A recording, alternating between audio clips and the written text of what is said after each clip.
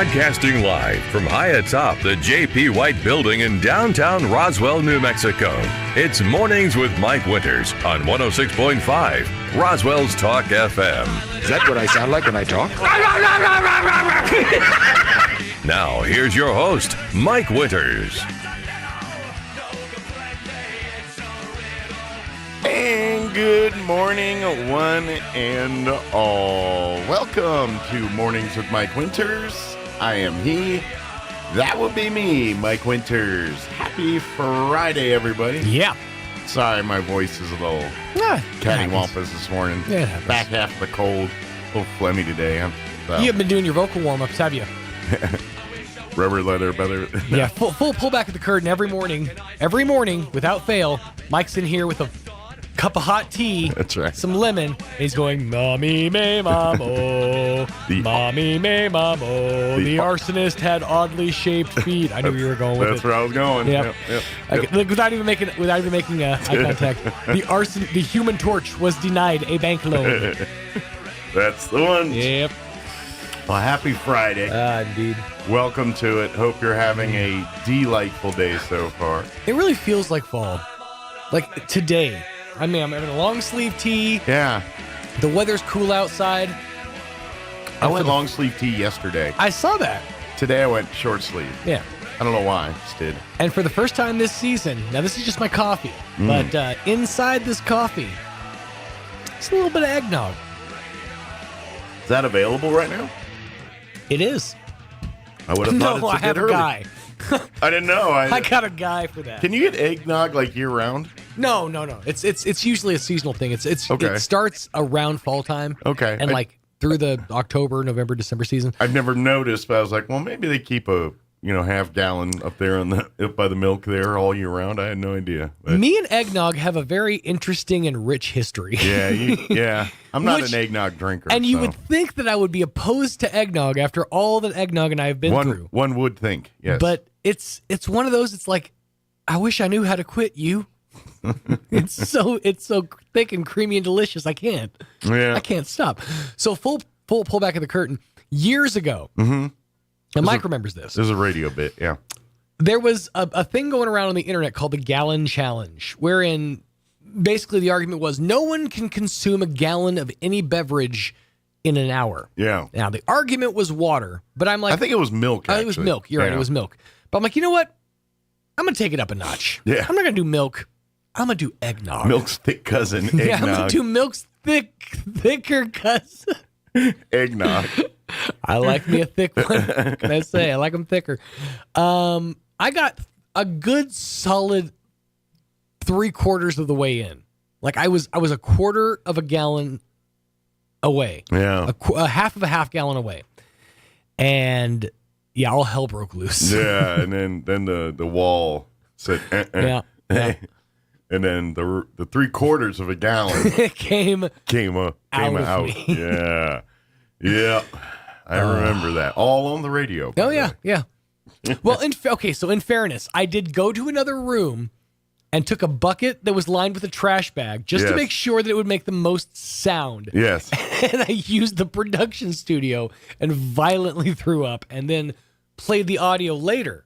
So people got to enjoy it. It was just after the fact. Well, I was thankful. You got to enjoy it because you were adjacent. Right. And I'm just glad because if I'd have caught smells or visuals, Oh my God. I would have been the scene from Stand By Me for folks that are familiar with that movie with the blueberry pie eating contest. It'd be very similar to that. So, happy Friday. Yes, on that note. Welcome to it. You made it.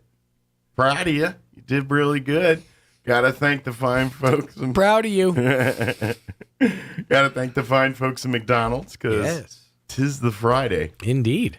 That they hook us up every single Friday with delicious McDonald's breakfast treats. You know, I looked yesterday because I got McDonald's for lunch. And I ordered through the app, but the adult Happy Meals weren't available. They're not available through the app. They are available at the store, as I've gathered. Okay. Gathered because I was like looking in the app, and then it said not available, and I'm like, dang, it's just started today. I want to try it, and here's the thing: I'm a man child, so I'm out for the figurine. Yeah. Like, cause I have a little extra shelf space. I'm like, okay, I could put this somewhere. So if you're not familiar, right, for a limited time, I think to the end of the month, Right. McDonald's is offering basically an adult Happy Meal, and it comes with a Big Mac or a 10-piece chicken nugget, fries, and a beverage. And then you get a little figurine. A figurine. It could be like one of 5 It's Grimace. or 4. Hang on. I had the list. It's the Cactus Boy, which is like the figurine from like the company that's like partnering with McDonald's to make these. Okay. And then there's Grimace. There's what's the Birdie? I think there's her name, Birdie. And then I think like one of the Fry Guys Okay. as figurines. And they're a little like thing because each of these character figures has to have like their thing. Theirs is they have 2 sets of eyes. Okay. So it's kind of off-putting, but they have 2 sets of eyes. So it's like Grimace, but with 4 eyes. With glasses? No, No, just 4 different eyes. Yeah, I seen them in. Okay. I'm intrigued. I am intrigued because I'm a man child. I do love me a good figurine. And now I will And a say collectible. this. And a collectible. I will say this. McDonald's, if this is your attempt to not put out the boo buckets like you promised, I'm not okay with that. Well, Because we are not I quite was at Halloween yet. Now, right, fair enough. They didn't promise the boo bucket. It was a rumor online. Oh. But I come from a generation where if there's enough speculation online and a company doesn't deliver, that's on the company. Because you saw the writing on the wall, you saw what the people wanted, and you chose to ignore it. That's on you. Maybe they don't have the logistics to get the boo bucket. They're plastic buckets. It's COVID world. Oh, fine, fair enough. Then how did the rumor get started? It just it blows my mind that we live in an age where just a rumor can actually get started and birth an idea, Yeah. but that a company can see a rumor get started online and ignore that idea. It's just people want them. Everyone I've talked to is excited about the boo buckets. Like everybody I've talked to. Who are all these people? Who's these There's scores like of people? 3. There's like 3 of them, but they're all very excited about the boo buckets. Okay, You gotta get this image like there's masses like of I'm people in the holding streets. rallies. Yeah. Right. Give us our boo bucket. And people are like, Everyone, well, what? Boo bucket, Yeah. boo bucket. No, it's like me and like 3 of my friends, but we're all very excited about it because it's nostalgia. It scratches an itch. And we have kids, and we want to give our kids that thing so that when they turn 30, they can be like, oh, I remember that thing, and then they want it. There you go. We're trying to keep corporate America alive. That's all we're doing. Through nostalgia. Through nostalgia. That's ultimately what nostalgia is really just an attempt to like keep corporate America alive. Yeah, I guess it just really depends on what you're nostalgic about. That's But, true. You know. Even nobody's ever nostalgic about like trees and wildflowers. It's always like night court. I think it's in certain contexts. Maybe not the tree per se, but the smell the tree emits. But man, wasn't Night Court good? You know, Night Court was a good show. I liked it, but not as much as the public liked it. I love Night Like, Court. like people were all into it, and I was The like, theme it's song all right. alone, man. To be honest, I wasn't like Bull was very popular. I wasn't a Bull fan. I liked Really? I was more into John Larroquette. He was funnier to me. Larroquette was good. Larroquette was good. I mean, He had some everyone time. was into Bull, but I'm like, I like Bull. Sean, I thought you were talking about Nightcore, Like the music? like the music, No. the stupid 2008 music, where it's just sped up version of a song. no, Night Court with Judge Harry Anderson. And it's That was his name, right? Harry Anderson. Yep, that was. Yeah.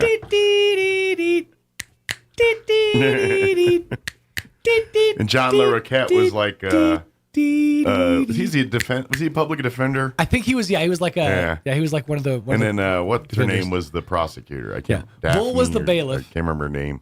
What was her name? Like Daphne or I something? don't remember offhand. I can't remember. Yeah, and then Bull was the Bull was the bailiff. was Rusty Barrel the bailiff. No, not Night Core. That's something else entirely. If you just see me going, like that weird Night Core dance they do. I'm not. It's familiar. very odd. It's like twirling your hands in different ways. That's that's the whole Night Core thing. If you ever see like a group of like goth dressed people doing weird hand motions in a field somewhere, just know you walked up on a Night Core rally. Pretty much. Case in point. well, no, it's literally just a sped up version of a song, and the where the girl's voice is like really high pitched and stuff, and it's just funny. I will not check that out. I would recommend it. Yeah, sounds good. Let me give you the rundown for today's show here. Yes, dark web. By the way, go get you a doll Happy Meal, but apparently you got to go to the store. Yeah. Don't go through the app. Order it through the store. Okay. I think that they don't let you order it through the app because they can't do a discount on it right now. I think. Oh, okay. Is my theory. Because like nationally on the app they're offering it, and like here check and learn more about because I saw it yesterday. But then when I went to actually go to the part where you could order it, it said not available. The only reason I know they sell it is because I was waiting for my order a couple days ago, and as I'm sitting in the pull-in thing, somebody else got one. And it was delivered to their car. Nice, but they should be available through the end of the Yes. month. The Cactus Plant Happy Meal, I believe it's called. I believe you're right too. If you just say adult Happy Meal, they'll know exactly what you're talking about. Yes. Either way, will get you what you want. But you got to remember, you got to make the decision: 10-piece nuggets or Big Mac. You can be a child and still get the adult Happy Meal. By the way, they're not going to check your ID. This is true. If you're They're not going to card you. if you're a 6-year-old with a hearty adult's appetite, then you get you an adult meal. Might have to give your toy to your parents. That might be the rule, but other than that, it'll be all right. Yeah, I'm gonna need that toy. Let me give you the rundown Yes. for today's show. We're going to replay a couple interviews here this morning. We had Stuart and Allison Joy stop by the studio yesterday with Heirloom Makers. And, of course, they're now open every weekend for, I guess you say, Halloween pumpkin fun. Maybe that's what you could call it. That's what I will call it from now on. Halloween pumpkin fun. Halloween pumpkin fun. Come on out for Halloween pumpkin fun. I'm gonna be there for 3 hours on Saturday, and I'm gonna call it nothing but Halloween pumpkin fun. Good. I like it. But they're going to be there every weekend through Halloween. For some pumpkin fun. For Halloween pumpkin fun, yes. So we had a great conversation with them yesterday. So we'll play that here. Did you happen to see the corn maze and how it literally has their name? Like I would do that if I had a cool name like Joy.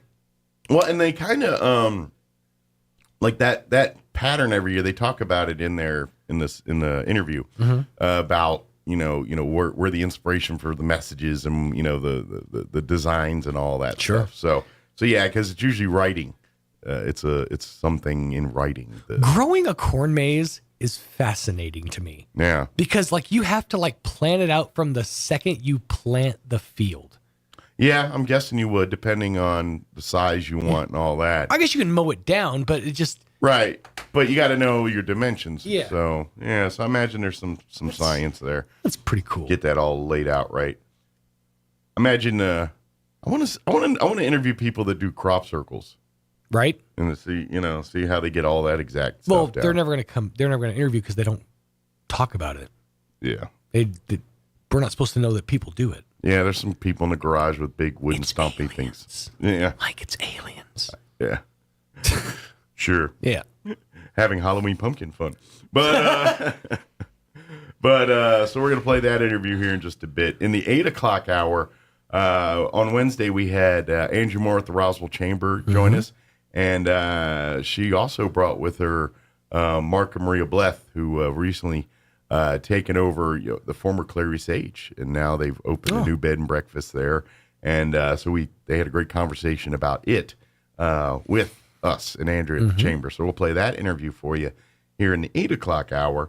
And then in the 9 o'clock hour, Barbara Gomez, Main Street Roswell, scheduled to join us. I'm not sure if they're doing any First Friday because of fair and all that, but I do know tomorrow is the final farmers market of 2022.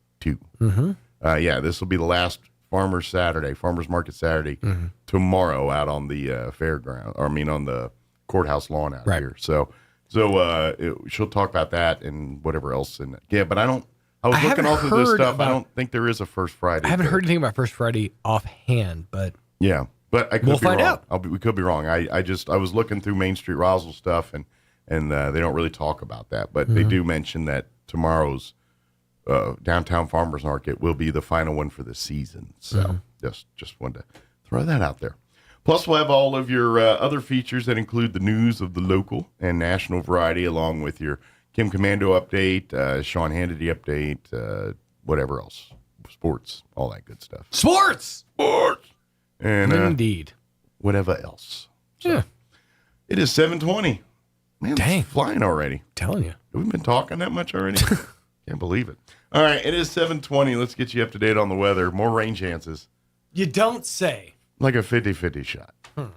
I'm meteorologist Steve Hamilton with your Pecos Valley weather. Some showers and thunderstorms will be possible today with our afternoon high in the mid to upper 70s. We have moist air coming in from the south and a frontal boundary over our area. Scattered showers and upper 50s overnight, and then a few more showers and thunderstorms around on Saturday with our high going up to about 70. Rain looks likely on Sunday. Cloudy skies, gusty, and upper 60s. That's your latest forecast. I'm meteorologist Steve Hamilton. Thank you, Steve. Currently 59 degrees here in Roswell. Humidity is at 87%. Winds currently out of the north at 6 miles per hour. We do have a 50% chance at showers and thunderstorms for this afternoon. Mostly cloudy. Highs near 70 today. Maybe I should have put on that long sleeve tee. Winds will be out of the north at 5 to 10 miles per hour. They're saying we could get anywhere between a tenth and a quarter of an inch of rain for today. Tonight, our chance of rain still holding at 50%, mostly cloudy, with an overnight low of 55 degrees. Winds will be out of the east, 5 to 10 miles per hour. Could see anywhere from another quarter to a half inch of rain tonight. For Saturday, we're looking at a 40% chance at showers and thunderstorms, mostly cloudy, high of 68 tomorrow. Winds will be out of the southeast at around 10 miles per hour. Saturday night, a 40% chance of showers and thunderstorms, mostly cloudy, 55 for an overnight low, southeast winds 5 to 10. And then for the your Sunday, after the fair, we are looking at a 60% chance of showers and thunderstorms, looking at mostly cloudy, highs of around 60, what does it say? I can't even read it. 68 there. Sorry about that. And then Columbus Day on Monday, when folks head back to school, mostly. Anyway, 70% chance of showers. And then a high of only 60 there, too. 68 there, too. So getting cooler, man. And then Tuesday of next week, we still have rain chances. Wednesday is the first day I see they don't talk of rain. And just sunny highs in the upper 70s next Wednesday. But pretty much rain chances between now and then every day here. So hopefully it doesn't mess up any more fair stuff, but I will never say no to the moisture. So we need it around here. All right, it is 7:23. Let's go ahead and take about a 2.5-minute commercial break, and then we're going to play our interview with Stuart and Allison Joy from Heirloom Acres on the other side. Don't go away. You're listening to Mornings with Mike Winters. This is an urgent appeal to vote in this upcoming election. The governor, with the full backing of the progressive liberals, has shut down our businesses, schools, damaged our communities, and your freedoms. Elect people to political office who will combat and resist the liberals' ruinous policies. Liberty is the key to prosperity, and we must elect people who will fight for that cause. Vote for Greg Nybert for State Representative District 59, and for Republicans who will restore our rights in our state and nation. Paid for by Greg Nybert for State Representative. Richard Taylor, Treasurer. In Jeremiah 2:5, this is what the Lord says.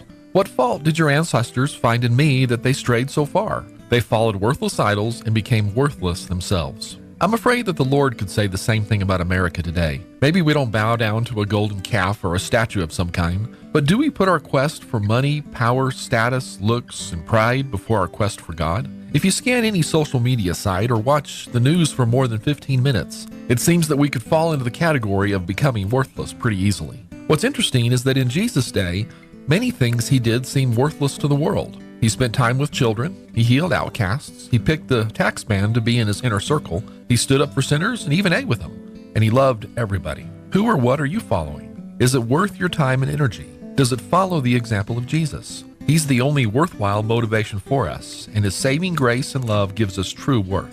Join us at the Country Club Road Church of Christ for worship at 10 a.m. on Sunday, located on the corner of Country Club and Washington in Roswell. The VA reports 149,756 military veterans living here in New Mexico. What doesn't get reported much are steps to improve their quality of life and honor their service. Did you know that major improvements are coming to our only long-term skilled nursing home for New Mexico veterans? Back in July, Governor Michelle Lujan Grisham announced $60 million for upgrades and new home-like residences at the state's Veterans Home in Tier C. And she cut New Mexico's income tax on military retirement for the next 5 years. She's invested millions of dollars towards veteran cemeteries, a new Vietnam memorial wall, and towards the construction of a new Navajo Code Talkers Museum and Veterans Center in New Mexico. And she approved major upgrades to the Baton Memorial Park near Silver City this year, too. As the daughter of a military veteran, Governor Michelle Lujan Grisham is a champion of New Mexico vets they can count on. Let's keep her. Paid for by New Mexicans for Michelle. Approved by Michelle Lujan Grisham. Your fingernails grow faster on your dominant hand. Not sure which is your dominant hand? Just wait. You'll nail it. Here's Mike Winters. And good morning. It is 22 minutes after 9 o'clock, and joining us in studio this morning from Heirloom Acres, we have Allison and Stuart Joy with us. Good morning, guys. How you doing? Good morning. We're good. Thanks for spending some time with us. I know you guys are probably pretty busy right now, getting a whole farm ready for the pumpkins growing season and Halloween and all that. This is kind of your very popular time of the year for Heirloom Acres. So I'm guessing you guys have been pretty busy lately, huh? Yeah, all the work throughout the year comes to a head right about now. Yeah, and getting everybody out and to enjoy it. But this is what makes it all that work worth it. Well, I think, and to me, this is like as a kid growing up in things, I always. Yeah, don't get me wrong. I love a big bag full of candy as much as the next kid. But my favorite trips were always the trips. I grew up in the East Coast, so we used to go to a place called Hard Bargain Farm, and it was kind of the same concept where you get to ride in the hay ride out to the pumpkin patch and do all the fall fun Halloween type events out at the farm. And to me, that was way more fun than than going trick-or-treating. So oh no, I'm with you. I hate to dress up. So to me, this is like the bigger deal. I'm like, 31st is great, get candy, but I want to go on those weekends and go out to the pumpkin patch and go participate in corn mazes and have fun like that. That's the kind of stuff. Well, I'm glad we've kind of turned it into a season too, because for me it's always been a favorite time of year for me, because I grew up on a farm and this is the time of year we harvest. Okay. And so it's like a break from all the work. Well, I mean, you still have work, but you get to see the fruition of your work. Yeah. It's like, we made it. We're getting the cotton in. We're finishing up, and we're about to get to the holidays where we do get a break. But it's kind of cool that these fall festival type deals have become more popular. Sure. But it's a great opportunity for people to come onto the farm and experience what things like I grew up with. Sure, absolutely. A little bit. Well, I say quieter life, not less busier life, but quieter life for sure. You know, and that's one of our goals in it, is to just get back to a little bit of a simpler time, because I didn't grow up on a farm, and so this is all new for me. So you're kind of learning as you go a little bit here. Yes, okay. But it's nice, and there's just something about being outside and seeing crops and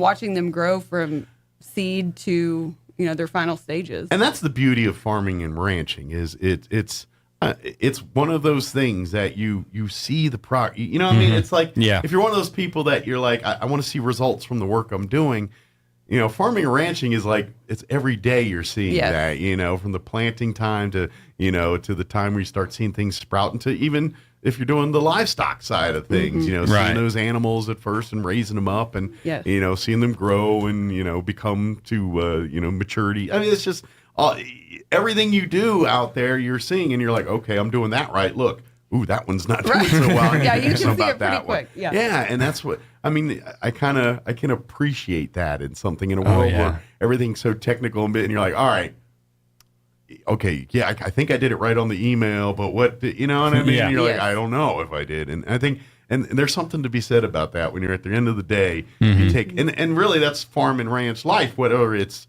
the work of the raising crops and anything, or just, hey, the fence is broke, we got to go fix the fence. Hey, here's the fence. Now, look, I see I got a nice, great, shiny fence here instead of, the decrepit thing that was there before. And, it's just, it's something about your own self-worth that kind of feels more enhanced when you're able to see your fruits of your labor firsthand. So. Well, and it's like what a lot of the FFA and 4-H kids are experiencing right now at the Eastern Fair. You know, that's what you're working towards. And I love that we have things like fairs and then these and what we've created with Air the Makers where we get to share that with the public. Yeah. And they get to come out and experience that all that hard work. And Absolutely. It's just...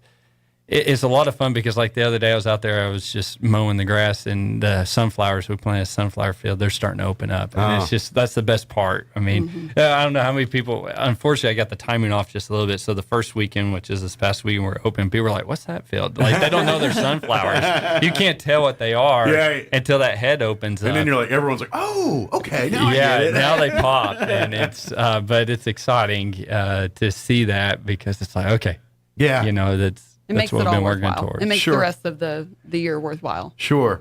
So I'm curious, you know, because obviously, and we'll talk all about like the fun things people can do out there. But during the year, what's your main crops and things? I mean, is it all strictly towards the pumpkin patch stuff now, or do you guys still do a lot of like the cotton and you know stuff to put food on the table, so to speak? Here. Yeah, my mom and dad still farm, and so and I assist them with that. And so on that side of things was totally a separate business. We do cotton and alfalfa hay, which is pretty typical in this valley.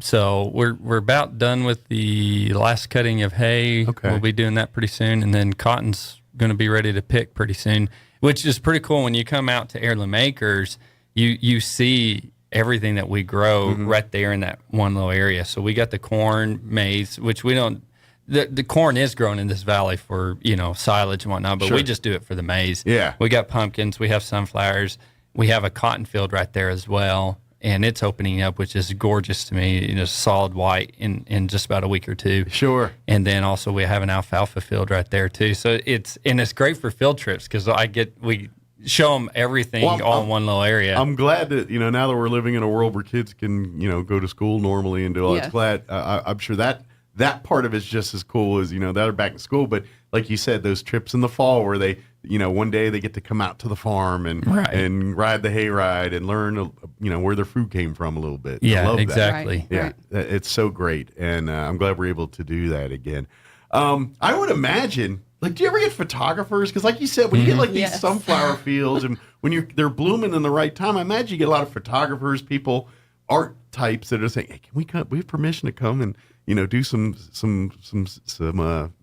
photo shoots out there or do something like that? Or... Yeah, we do have that option available on Thursday evenings in October. Photographers can book a session and then bring their clients out. Perfect. And it's kind of a private session so they can go wherever they want and, whatever. Get their pictures. So. Nice. So if you want to get kind of that nice farm nature, it's look with beautiful. family photos or wedding photos, or you know, a lot of people have a lot of different. And we're even having a photography class from one of the schools come out. They wanted to do that, bring a class of students out, and so we're getting a little bit more and more interest in that. So you know what should be the rule is like that's great, but you got to give us a copy of like some of this because I imagine that would be great for your own personal, you know, scrapbooks and libraries and things. I mean, you look at the history of the farm and things. It's like look at these beautiful photos from fields over the years. Out at Heirloom Acres. It is. It's so neat too because people share their special moments with us when they do that, coming out for senior pictures or engagement pictures, whatever it is. And we know that's such an important time in their life that they're going to have those pictures forever. Sure. And the cool part is now for the rest of their lives, a little part of Heirloom Acres is with them because, you know, 30, 20, 40 years from now, they're going to look at those pics. I remember our high school pics, remember our wedding pics, and there's Heirloom Acres. Like, remember that sunflower field? I mean, it's just, it lives on forever because of that. Does. We make picture stations out of like old equipment and trucks and stuff. So like my high school truck is one of those. It's like a 78 Ford that's out there and it's in like so many pictures all over social media. And it's hilarious because, you know, as kids, I mean, it wasn't cool when we were driving it. Right. Yeah. Exactly. You're embarrassed to be in it. It's like puke green color. And I mean, now it's one of our favorite picture stations. I think every teenager, especially boys, your first car was a big piece of junk. It just was. If you paid more than $50 for it, you probably got ripped off. Right. Well, and this year we set this one up as our Christmas picture station. So the past couple of years we've done just one picture station that's actually Christmas, because a lot of people come out to get their Christmas card photos, and we thought, well, they need a Christmas picture station. Well, quick, get some snow. Right. So we actually put it by the cotton. So a white kind of snow. Yeah. New Mexico's white that's Christmas our version. there. Unless you live in the mountains, this is the best we got. Sorry. Right. You're right. Yeah. Very cool. So let's talk about, like, if folks want to come out this weekend. Like I said, you've already been open a weekend or two here, but we still got plenty of weekends between now and Halloween for you to come out and bring the whole family and enjoy all the cool different things that you can experience at Heirloom Acres. Let's talk the core maze a little bit, because that's a draw. It's a huge core maze that I really am curious about the planning of that, because I imagine there's a lot of math and science going on when you're trying to lay a pattern out for a maze. Yeah. So we try to get a theme first, and so we both work on that, and it takes longer than you'd expect. Yeah, and then we changed themes last minute, so that was that didn't help. Yeah, we had one, and then we get it drawn up, and we're just like, it's not working. And so we last minute ditched that one and went to something else, which is the one we have. I just had an image in my head where y'all are working together, and then Stuart, not one of you just walks in the room. That's it. We're going pyramids. That's about what happened. It's pretty close to what happened. We're out of town, and we were like, we want to do that one again. It just wasn't coming together. I was like, we got to plant corn in about 2 weeks. We got to figure this out. Right. Stuart style, we were kind of last minute, but we did a theme this year that says "Get lost and find joy at Heirloom Acres," because that's one of our big hopes as people come out, is that they do experience joy. Reconnecting, unplugging, absolutely, being around a campfire with friends and family, recharging your batteries a little bit, and reminding what life's all about. Right. Yeah. And there's a little nod to the sunflowers in it. The O in it is a sunflower head. Oh, cool. So that that's part of that as well. We did sunflowers. I kind of tried it out, a little trial, just a little tiny plot last year. People loved them, so I did about an acre worth of it this year, and really wanted to kind of. I mean, it's just beautiful. Sure, it's just gorgeous. I'm curious for you guys. So I think it's hot. What's like? What's the inspiration? What's like? Do you always? Because I imagine it's just human nature. You do it one year, and like, I got to do better the next year, and I got to do better the next year, and that becomes a problem because you get really good, and it's really difficult to top yourself sometimes. But like, what's like? Is it just something you're churning throughout the year? Yeah. And like one day you're like, always. I have more ideas than I have time. Yeah. As soon that's as we the problem. finish the season, we're like, okay. I mean, already we're talking like, next year we need to do this different. And one thing we just try to focus on is having quality. Sure. More isn't always better, and so we just want to do a few things and do them really well. I got you. Pace ourselves. Because we do. We have lots of ideas, and we hear lots of ideas from the community, but we try to keep up with what we can manage. And that's just sometimes the problem in some scenarios like this is you try to go too big too fast, right? And you end up not doing it right. And it's like, I'd rather slow and steady, the tortoise winning as opposed to the hare in this race. And we had a mentor that it was really good that has another maze, and the best advice we got from him was he said, be true to yourself. Gotcha. Figure out who you want to be and stay true to that. And so early on, we spent a lot of time like coming up with the name and our values and things like that. And trying to stick to that. So, heirloom is something that's passed down. Sure. And a treasure. It's a treasure. Yeah. And the land is that to some extent. It's been passed in my family in multiple generations. But more importantly, Allison didn't come from ag background, but both of us came from families that passed intangible things. Sure. The values were the same. Even the though values she that got passed. with her hands in the dirt her whole So, life. values of family and our faith and hard work and having fun together. And so we try to incorporate that into what we do, that to make sure it's a nod to those value system of family. Sure. Is a big part of it. And so each thing we do, we're aiming towards that with the maze design. Yeah. I mean, I always kick myself. I find things are wrong with it every year. It's hard to Well, get your biggest perfect. critics are yourself. They're always the hardest critics are always your own self. But it's fun because you get a new canvas every year and you get to try it again and do something different. Is there years where you're like, years. I think it came out years. Pun not intended there. Has there been years where you're kind of like, all right, I did it this way, but next year I want to, you know what I mean? Like you're getting inspired for next year while doing this year's maze. Oh, yeah. I already have one right now, and I'm not going to reveal it. It's going to make it a surprise, but there's one I'm like, all right, I'm not sure how I'm going to do this, but it sounds awesome in my mind. You know, I can picture it, but I got to figure out how to do it. How to make the execution happen. Yeah, here. no, but it happens all the time. So I'm always come thinking. and see his brainchild for this year at in the Core Mage. Of course, that's which just, Allison's the originator of this year's.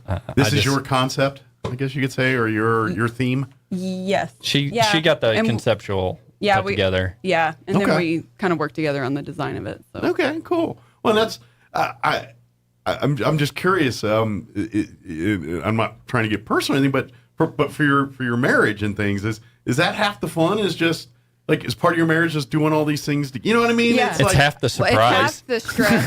Like if y'all didn't do this, what would you do as a married couple? I mean, I really am surprised. I was like, I thought I got her convinced to do it. Yeah.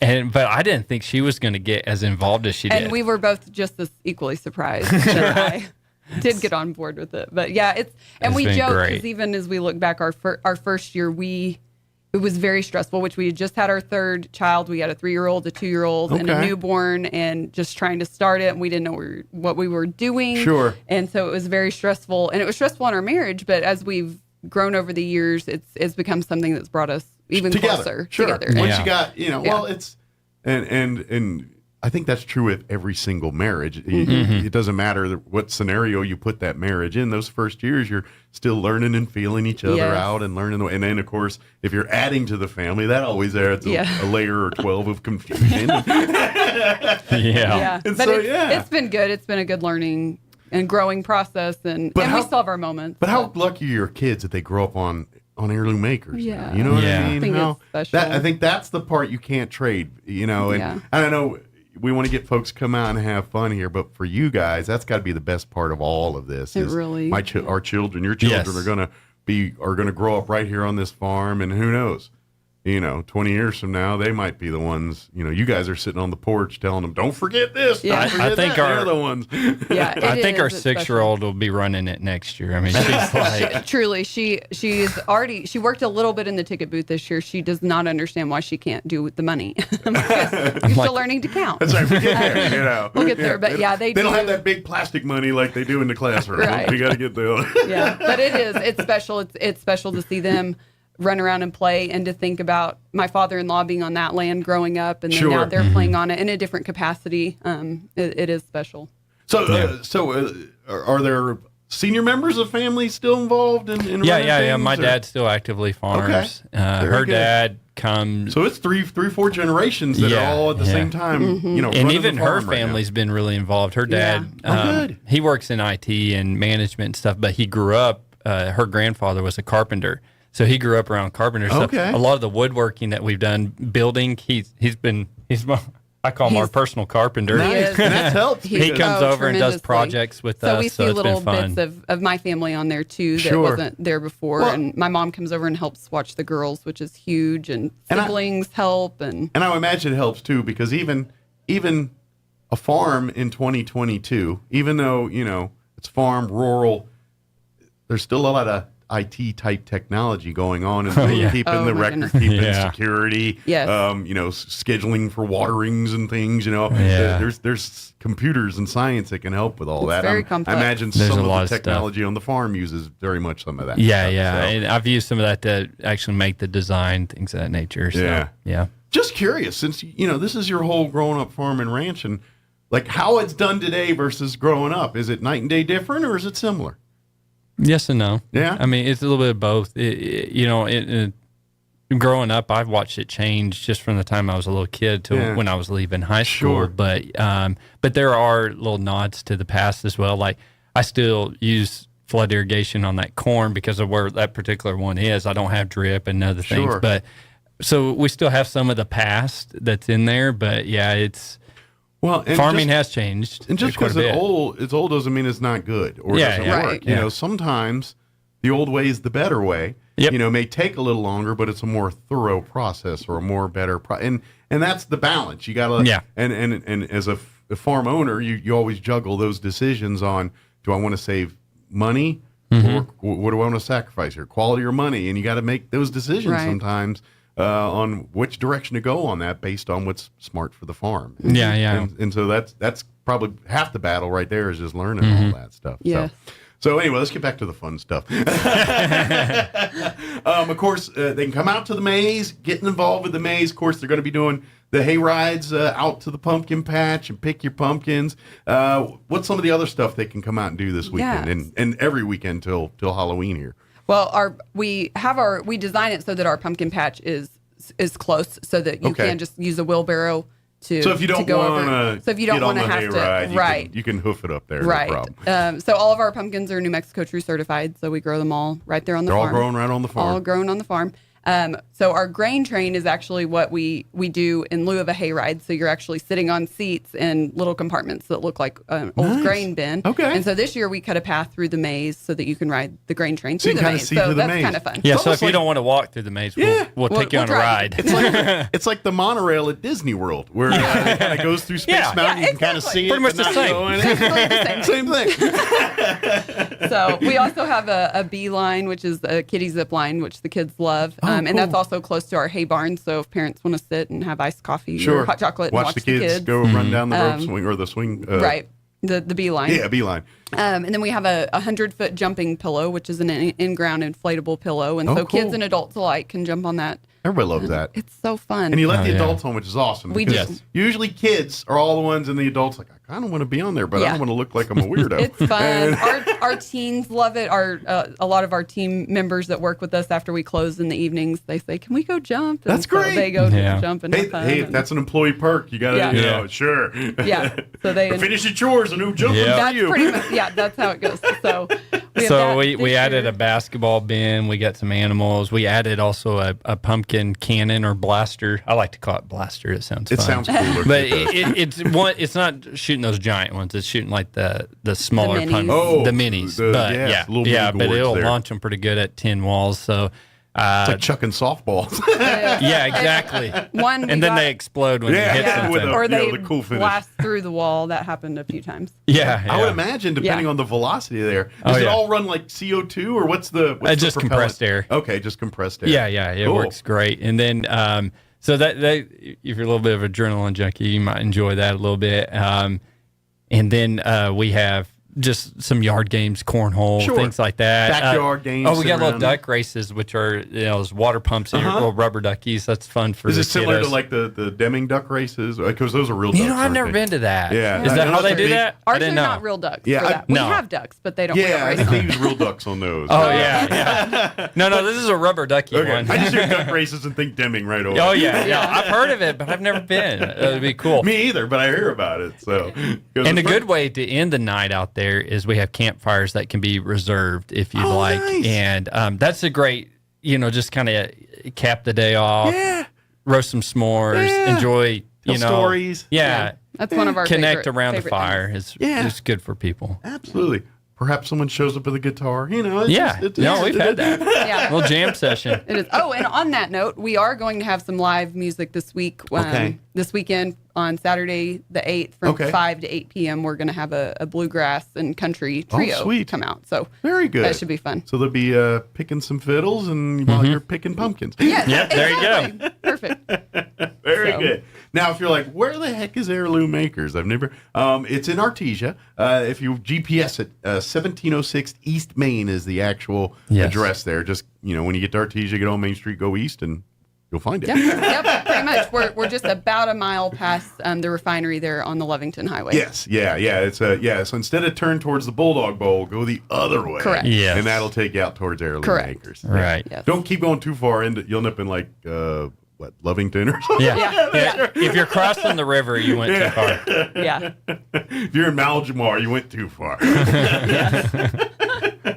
But just and follow the signs. There'll be signs guiding you to where you need to go and all that good stuff. Yeah. You'll see it on the right when you're coming in. So. And then when you get close, just in case you have to duck some chucking pumpkins, be careful. Right. I'm just kidding. Yeah. But yeah, bring the whole family. Come on out. Is there other things to buy and things, other produce and stuff they can get out there? Or is it just the pumpkins? And all that Well, right the now? admission will get you in for the whole day. Okay. We'll give you wristbands. The only additional charge is food from the concessions. Which you're gonna pumpkins. want. Yeah, if you want to purchase pumpkin, that's additional charge. And then the blaster, that's an additional charge. Okay. Other than that, And everything's campfire included. reservation. Oh yeah, if you want to campfire. reserve a campfire. Yeah, that's an Yeah. additional But charge. the main attractions are all included. Just a Yeah. ballpark for people if they're interested in reserving a campfire. Each campfire, ideally, about how many people kind of. we don't cap it. Okay. But what would be comfortable, you but think, on average? Comfortable around 10 people. Okay. I just didn't know. but Like, if you someone's have like, a I got bigger- 50 people. I'm Right. like, well. Yeah, you would maybe want to get 2 or 3 if you had that many people. But if you're going to kind of rotate, you Sure. can just get one. So everybody needs an admission ticket to get in, but then Okay. you just have to purchase one campfire for everyone. Perfect. Yeah. And then come on down and get ready to celebrate. And just Yes. come and even if you're like, well, I don't need to go ride on a pumpkin patch or anything. Just come on out and see the. It's a good ambiance. Come on to out on the just- farm and hang Yeah. out. Sit Yeah. back and maybe have a lemonade and watch the kids ride the hayride and Right. shoot down the zip line. And, like for me, and of course, the age I'm now, I think I'm a little older than you guys, but I'm at a point where I go to like Disney World or Busch Gardens or something like that. And I'm like, I'm having more fun just sitting on this bench eating some big giant ice cream or something, Yeah. And watching just people. watching the roller coasters, and watching Yeah. people do their thing. And I think if you're not wanting to per se get on the hayride or go do that, then just sit and enjoy the atmosphere and chat with people. If you're a grandparent or something, hang out with the grandkids, let them go run around and have fun, and while you're just enjoying the day out on the farm, Right. basically. Especially Yes. this weekend, it looks like it's going to be Weather's so going cool. to be temperature-wise, Oh, should be yeah, nice. it's gonna be It perfect. should be Maybe beautiful. wear your boots and maybe a Yeah, wear rain your boots slicker or because something. it is a farm, so It is a there's farm. going to be mud. But And yeah. that happens. It's Yeah. not all asphalt roads Right. and driveways out Right, there. It's, right. it's a farm. It's a farm. So yeah, wear your boots and So I'm going to put you guys on the spot. What's your most favorite aspect of all the whole festival at Heirloom Lakers? Is it the maze? Is it the pumpkin ride? What's the part you dig the most? You guys personally? I think this is kind of all encompassing for me is the people. that's exactly what I was going to say. I love meet neighbors and yeah, The and new relationships. people. Yeah. So yeah, the first year there's a lot of people that I went to high school with, I grew up with, where it came out, and I hadn't seen in like 15 years. Oh, wow. So and so that's that a was little trip down memory cool. lane. But then now that we're in our 4th season, I see people coming back from like Hobbs and Loveton and surrounding communities that were here years before, and I recognize them, and they're already making this a annual tradition for them, and I don't know, that's really cool too. And then also just our staff, a lot of we get repeats and we have a lot of fun. And then get- some of that's them good. graduate, and then I get Yeah. Yeah, because generally probably this year you have some seasonal and usually Yeah. high school, Yes. college age kids. Yeah, and we have some older ones, but the high school kids, Sure. yeah, when they you probably have employees that are there all year for doing the rest of the farm. Or Not is that all yet, family? just us. Just Yeah. the family. Okay. But She's like, hey, we hire somebody? we probably need to. But Yeah. for seasonal help, yeah. but you for got- seasonal. Yeah. So we Okay. just get them, for 5 weekends, and it is fun, and we do get to develop some good relationships with them, and then Sure. later going to see them play sports or things like that. It is special, and the relationships that we've formed closer with our family, like family that should come over from Lubbock or Yeah. to help, and Amarillo, just to help there, and then the community relationships. Well, and what I love about that is, especially with your, because then you get people that they come back year after year, they love doing their parts, but they kind of become pseudo celebrities in their own little self, because all the people that come every year, and it's like, oh, we're going to go see Sue. She's always at the Heirloom Makers, and she's, guiding people to the pumpkin patch, whatever. Yes. You know what I mean? And it's like, and then after a while, they're like, why isn't Sue doing it this year? You know what I mean? They Yes. it kind of gets like that, where you're used to, this time of year, these are the people we see, these are the things we do. And so it just kind of turns into that tradition, routine, and which is kind of farm living, really. It's all Yeah. about, I love that it brings people together. Yeah. Yeah. So good answer. I'm curious, what is there plans for other future Because, like I said, you're always thinking and percolating. And you're like, all right, we got the corn maze, we got the pumpkin blaster. Is there anything percolating in the brain? I still have a list we're working on. Always. Okay. Like, I mean, how crazy does it get? Just curious. I'm like, is it like, all right, picture 4 platforms, and so I was like, all right, hold on. I mean, does it get like that sometimes, or is it get, you know? We actually did get some architectural drawings and something where they had a big old outlook that was like a 3-story type deal or something. Yeah, that'd be crazy. I think that's also part of the fun too, because she's like, I got a farm, I got all this land. Let's do something fun. You know what I mean? What can we do to create that people would love to come and see and hang out? And let's face it, these are things you probably typically can't do in your neighborhood. You know what I mean? Right. Stuff like that. But we all agree, hey, this is fun. But they have to worry about disturbing neighbors when there's a pumpkin flying through their front window. Well, and there's also projects that need to be done to just make our life a little easier that nobody else would even notice. Like, I'd love to put the corn on drip or something. Sure. Yeah, that make life a lot simpler. But, And one thing at a time. Maybe you can sleep in a little bit or something. Yeah, you know? exactly. They're going to turn on the sprinklers. They come on themselves. Yeah. And one of the things we joke is that we do everything at least twice around the farm. And, walls will blow down, or the pumpkins got held out our first year. And some of that is just weather related. You can't control it. But then other things we're like, okay, let's do this different so we don't have to do it 4 times. Sure. But that's farm life too. It's like you got to find a way to do something. Even if you don't have all the material you need, the job still needs to get done.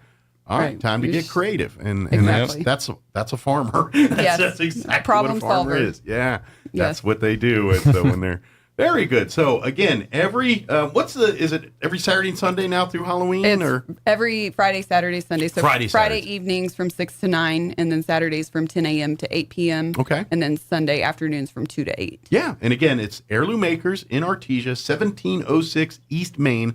Just if you're coming from Roswell here, as you're going, you'll hit the second traffic light in Artesia there. That's Main Street. You're going to want to hang a left. And then keep going, and then you'll follow the signs, find everything to Heirloom Acres. Yes. Yeah. So, very good. Is there anything we skipped over or missed, or something we want to talk about that we got sidetracked on? I don't know. We covered it. We kind of covered it. I covered the history and everything. When I get folks that I'm kind of curious about the life and all that, I'm just like, I love this, and I think it's fun, because I think this is the kind of stuff people that don't know anything about farming and ranching need to know about farming and ranching. You know, this is, especially the world we live in with food, and I say this every time I'm talking to farmer and ranchers. It's the one industry on the planet that demand is growing, and the people that are involved to make that demand get its supply is shrinking. So, the farming and ranching has to get creative to feed more mouths with less people and less space. Less everything. So that's the problem, and that's how they make it happen. Well, I would like to say that we really do appreciate all the support we've gotten from the community. Communities, southeastern New Mexico. There's been a lot of people, the ones that have supported it the first year, the people that continue to come out, being an opportunity to visit with you. We're very blessed, and we're very grateful for that. And we just hope that it brings joy to your family and that you have a good time. And then also just want to encourage people, hey, support this industry, support the kids out at the fair this week. Yeah. They've worked really hard. Yeah. There's a lot of opportunities to reconnect with agrarian culture. Yeah. And it's good. It's good to understand those things. Yeah, and so absolutely. Matter of fact, if you want to come a little later in the morning to air, I'm going to give you a pass for this Saturday. If you come a little later in the morning, that's okay if you're going to be out at the Junior Livestock Ring. Yes. For the livestock show. Go to the auction. Because they're going to help those kids out. Yes. Then we spend all your money there, save a few bucks, and bring it up to Heirloom Acres. There you go. There you go. Win for everyone. Don't bid all your thousands on one of the pigs there. Hold a little back, and then come on out to Heirloom Acres afterwards. Yeah. No, these are great communities to live in. I tell people you're going to move to New Mexico, there's only one part of the state you need to live in. So there you go. I'm partial down here. I love it. It's great. We got the best people. Well, thank you guys. Thank you guys for doing this and keeping and really creating a new Southeast New Mexico tradition here. Yes. And the reason it's successful is because you guys made it that way. And Well, thank you. I know, Thank you. yes, the support and everything, people coming, but they wouldn't be there if you guys didn't make a pretty cool environment for them to come and enjoy. So thank you. Thank you guys. Appreciate it. We'll see you Yeah, guys it's good this visiting with you. weekend. And Okay. come on, come hungry, come ready to chuck some pumpkins, come ready to get lost in a corn maze. They will let you out eventually. It wasn't like we were joking We will come earlier. find you. You don't have to bring a tent and live there if you get lost. Thank you guys. Thank you. Thanks, Mike. I'm sure you got 12 fires to put out right now, so Yeah. let's Yeah. go do that. Thank you. All right, it's 9:56. Let's take a quick break before.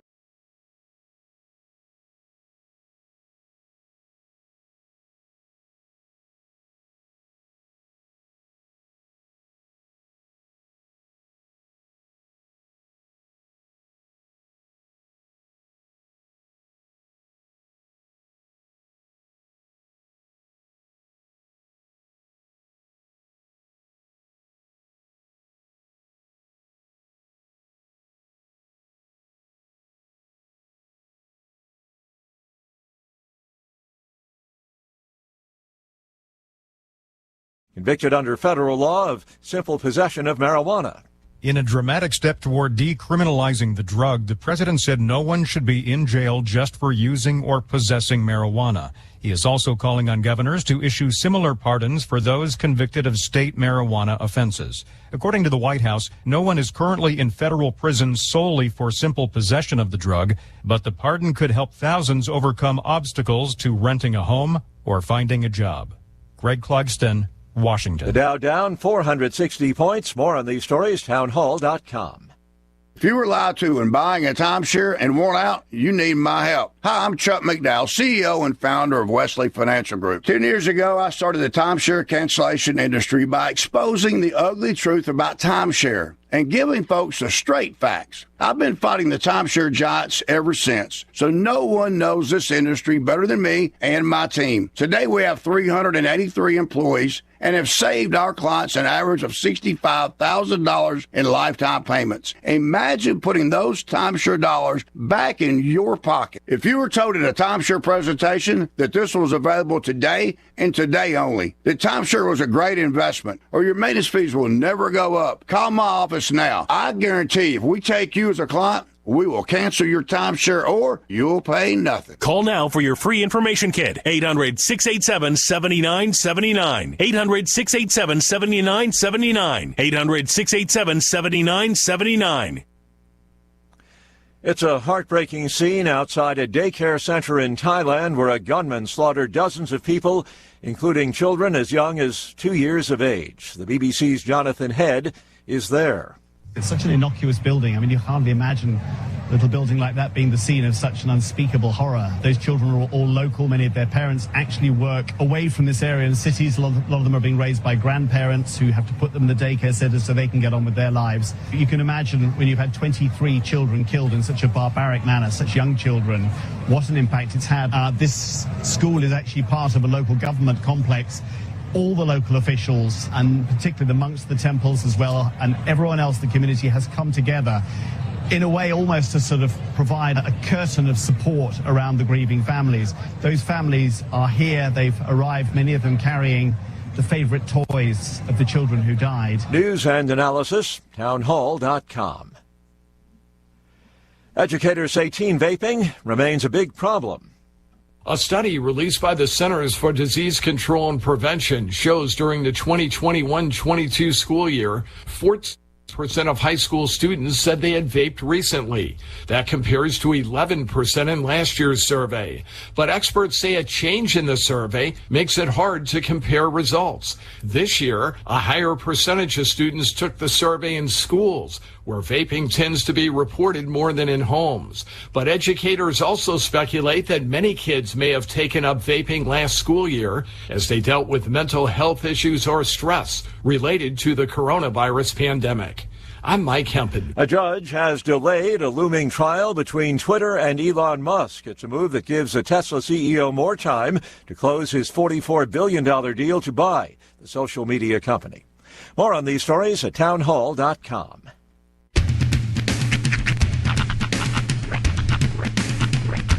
What in the wide, wide world of sports is going on here? I promise you, whatever scum did this, not one man in this force will rest for 1 minute until he's behind bars. Now let's grab a bite to eat. Yeah, come on. I feel the hot wind on my shoulder and the touch of a world that is older. I hit the switch and check the number. I leave it on and then I slumber. I hear the rhythm ringing through it. Flamenco guitar and cumbia music. I hear the talking of the DJ. The devil listen, what does he say? I'm on a Mexican radio. I'm on a Mexican world radio. Broadcasting live from high atop the J.P. White Building in downtown Roswell, New Mexico. It's Mornings with Mike Winters on 106.5 Roswell's Talk FM. Is that what I sound like when I talk? Now, here's your host, Mike Winters. And good morning. It is 6 minutes after 8 o'clock. Welcome to hour number 2. The Deuce. Of Mornings with Mike Winters, right here on 106.5 Roswell's Talk FM. Oh, there it went. Happy Friday, everybody. It's a good run, too. Happy Friday, everybody. Yes, welcome to it. We're talking about our headphones. Mhm. Right there. Oh, there they're back. Just nobody move. That's right. Don't breathe. Well, No, no. yesterday I noticed, Oh, see, there it it's the goes. tone of my voice that does it. You think it's it? I think it's the power of your voice?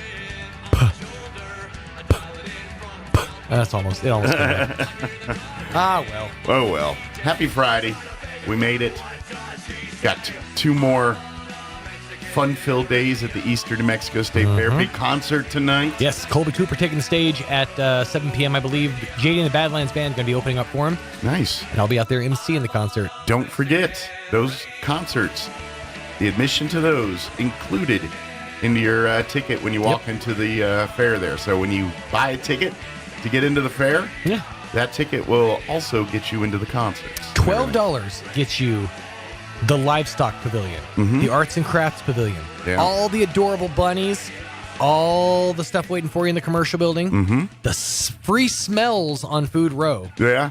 And the free sounds over on the Midway. Hours and hours of eye candy in the education building. Absolutely. There is so much to look at there. Matter of fact, like, if you're looking to maybe buy art, just saying, I see people making offers for art in the Sandoval? Yes, for Art Sandoval. That's awesome. Art is available That to he's come to making your house. himself available like That's that. right. That's big of him. He's been hanging out on the wall at the fair all week. I know it's a bye week, but wow, he's really a giver. That's right.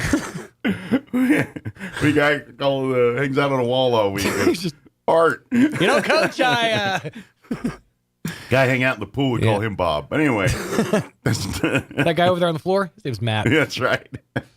Here all week, folks. But but if you'd like to purchase not Art Sandoval, but artwork, sure. It's artwork. I don't know that guy. That makes much more sense. But so I'm just saying, make offers. I've seen things when you go there and be like, you know, this artwork's been purchased by or going to be, you know. So if you're like, hey, and there's some really cool pieces out there. Absolutely, some really cool like modern style art. Yeah, but these and it's not all kids; it's adults. Yeah. But you can't. I gotta be honest. You're hard pressed to tell the difference between the kids' artwork and the adult. It's so good quality all across the board that it's just nice. But anyway, all that out at the education building. Is Gene back out railroading tonight? Do you know? I don't know if he's out railroading tonight. He was out last time I was there, which was Wednesday. Okay, he was there for the downpour, but okay, I'm pretty sure he's got at least one more night this week. Okay. So if not tonight, tomorrow for sure. But you really have the next 2 days to get out and do all your fairing, get your fairing in. Don't forget also tomorrow morning is the big junior livestock auction out in the livestock show ring. Kind of the main event for livestock shows for all week there. This is where the kids get huge bids on their animals that won. That won all week that want to sell. Oh man, they're going to see the numbers fly tomorrow morning. So come out, be a part all of it. year long. These kids wait to see those numbers. Yeah, They're so like, this is going to be my school money for the next year. That's right. Get you an ice cream, get you a good spot, and enjoy. I don't care. It's in the morning. In case you want to know what it looks like to see a bunch of young kids be balling.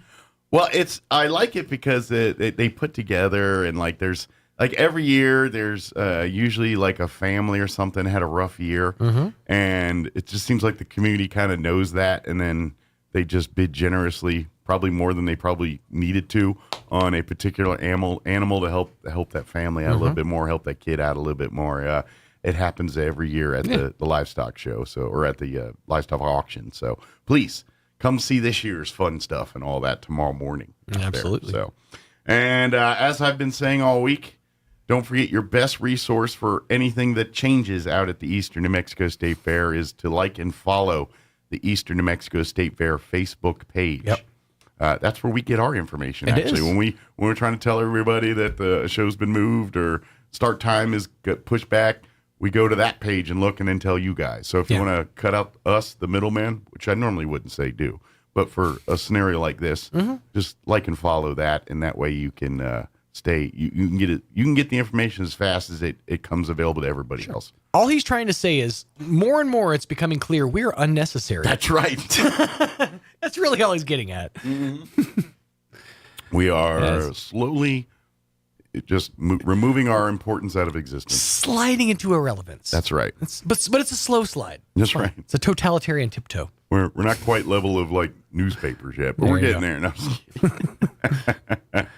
Sorry, I'm coming for you, record. That's right. 8-track. You're gone. 8-track. Poor Betamax. You know, and Betamax was a much better quality than VHS, but somehow VHS, I think it was just because VHS was cheaper. They won.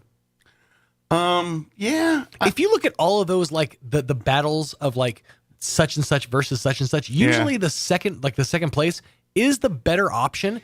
If I it's just not as cheap. If I remember right, the few people I know that went beta over VHS were more on the bougie side. Yeah, it was a more expensive player. The media for it was more expensive, and that being said, though, it was just a higher quality picture. It was more akin to like DVD quality than VHS quality. Okay. Because it was just a higher quality tape. It was a higher quality. See, Laserdisc had them both, though. It's right. But that's the thing. That was uber bougie. It was uber. Oh my God. That was the bougie. Okay, bougie, people who owned a Laserdisc player also owned a waterbed almost 100% across the board. Matter of fact, one friend of mine who was slightly younger than me growing up, he was in our little hockey clique. He was like a year or two younger. But when we go to his house, he had a Laserdisc player and a Betamax. Nice. That was his two things they had. I bet he had an HD DVD player too. Probably. He's probably that guy. He had the wrong thing of everything. Right. Yeah. Yeah. So, but yes, I remember this guy, Jeff Richards. That was his name. That's somebody you don't go the to Richards Vegas with. families. Yeah, and he had a Betamax.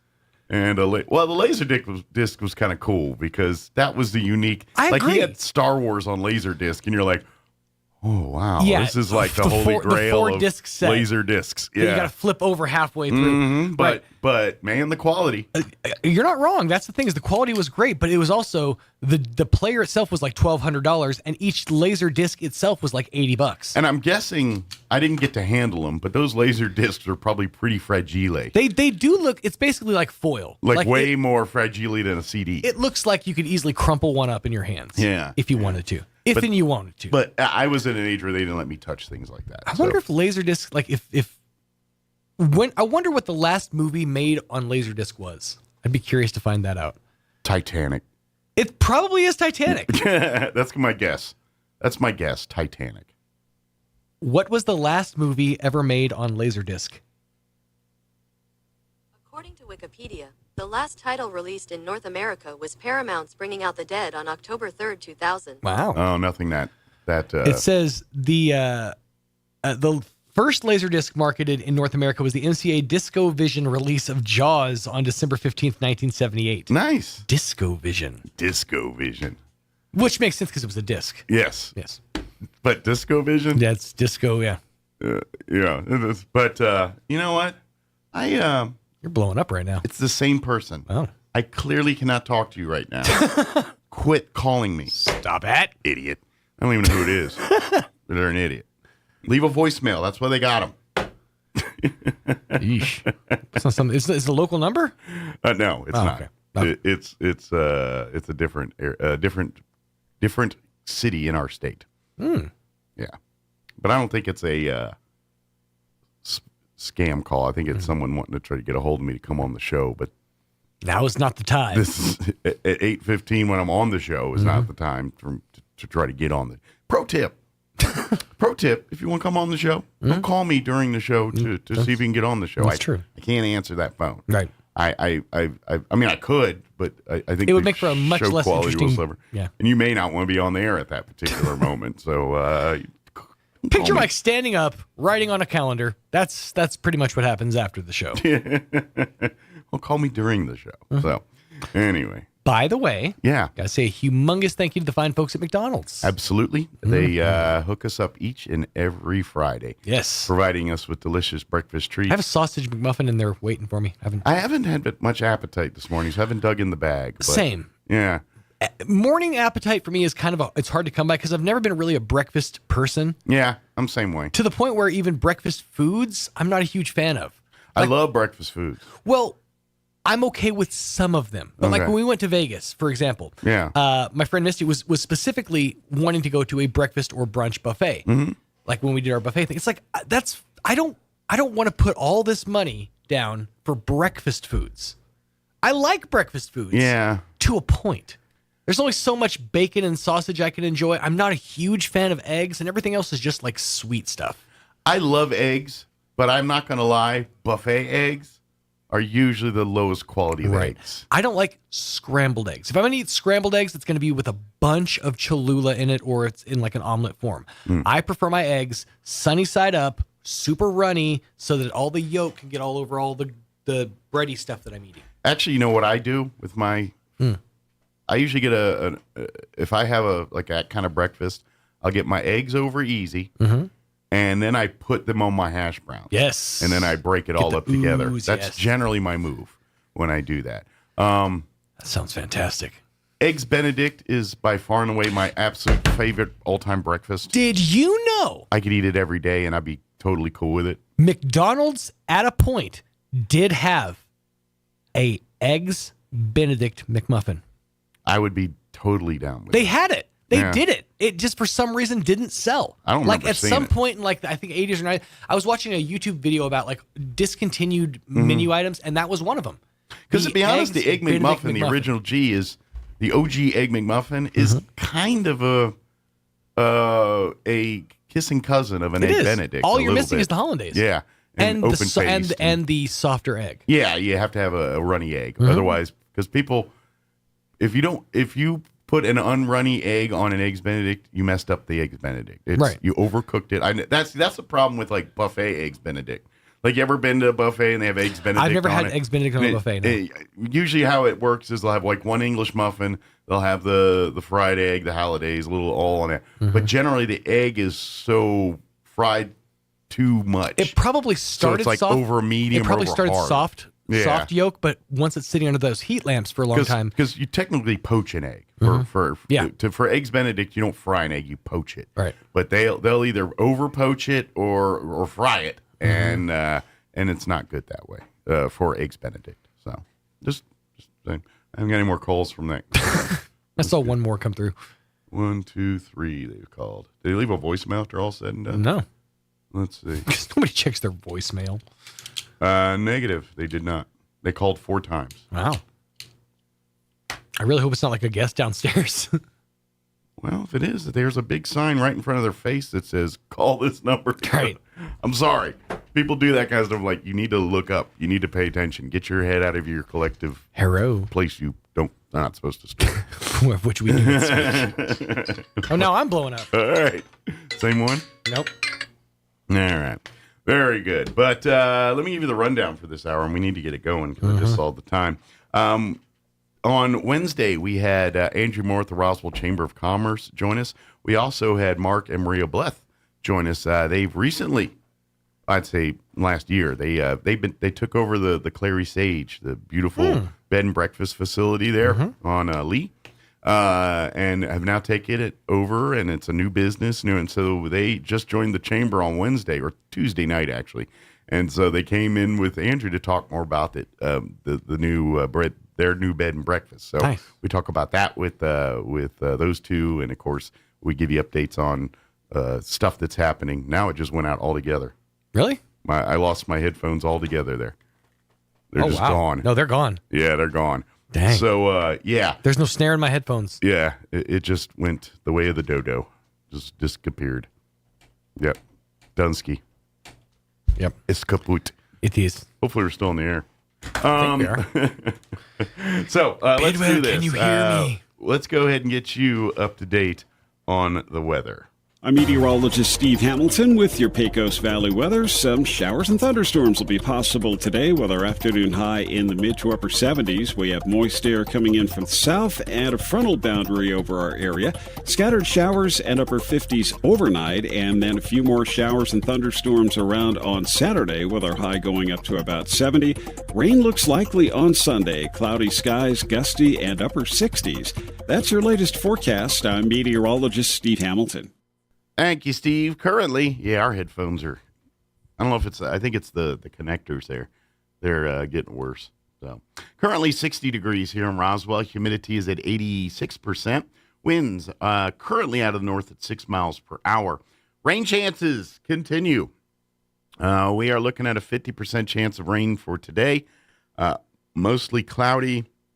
70 for a high today with north winds 5 to 10. Tonight, 50% chance of showers and thunderstorms mainly before 9 p.m.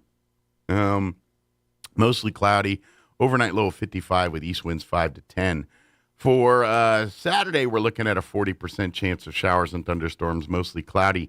68 for a high with southeast winds at around 10 miles per hour. 40% chance of rain tomorrow night.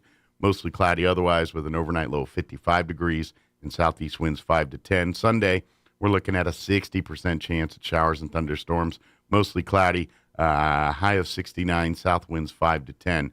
And then for you Monday, Columbus Day, we are looking at a 70% chance of showers, mostly cloudy, highs right around 71. All right, it is 8:22. We're going to take a 3-minute break, and then we're going to play our interview with the folks from the Chamber and also Mark and Maria Bleth as well. Don't go away.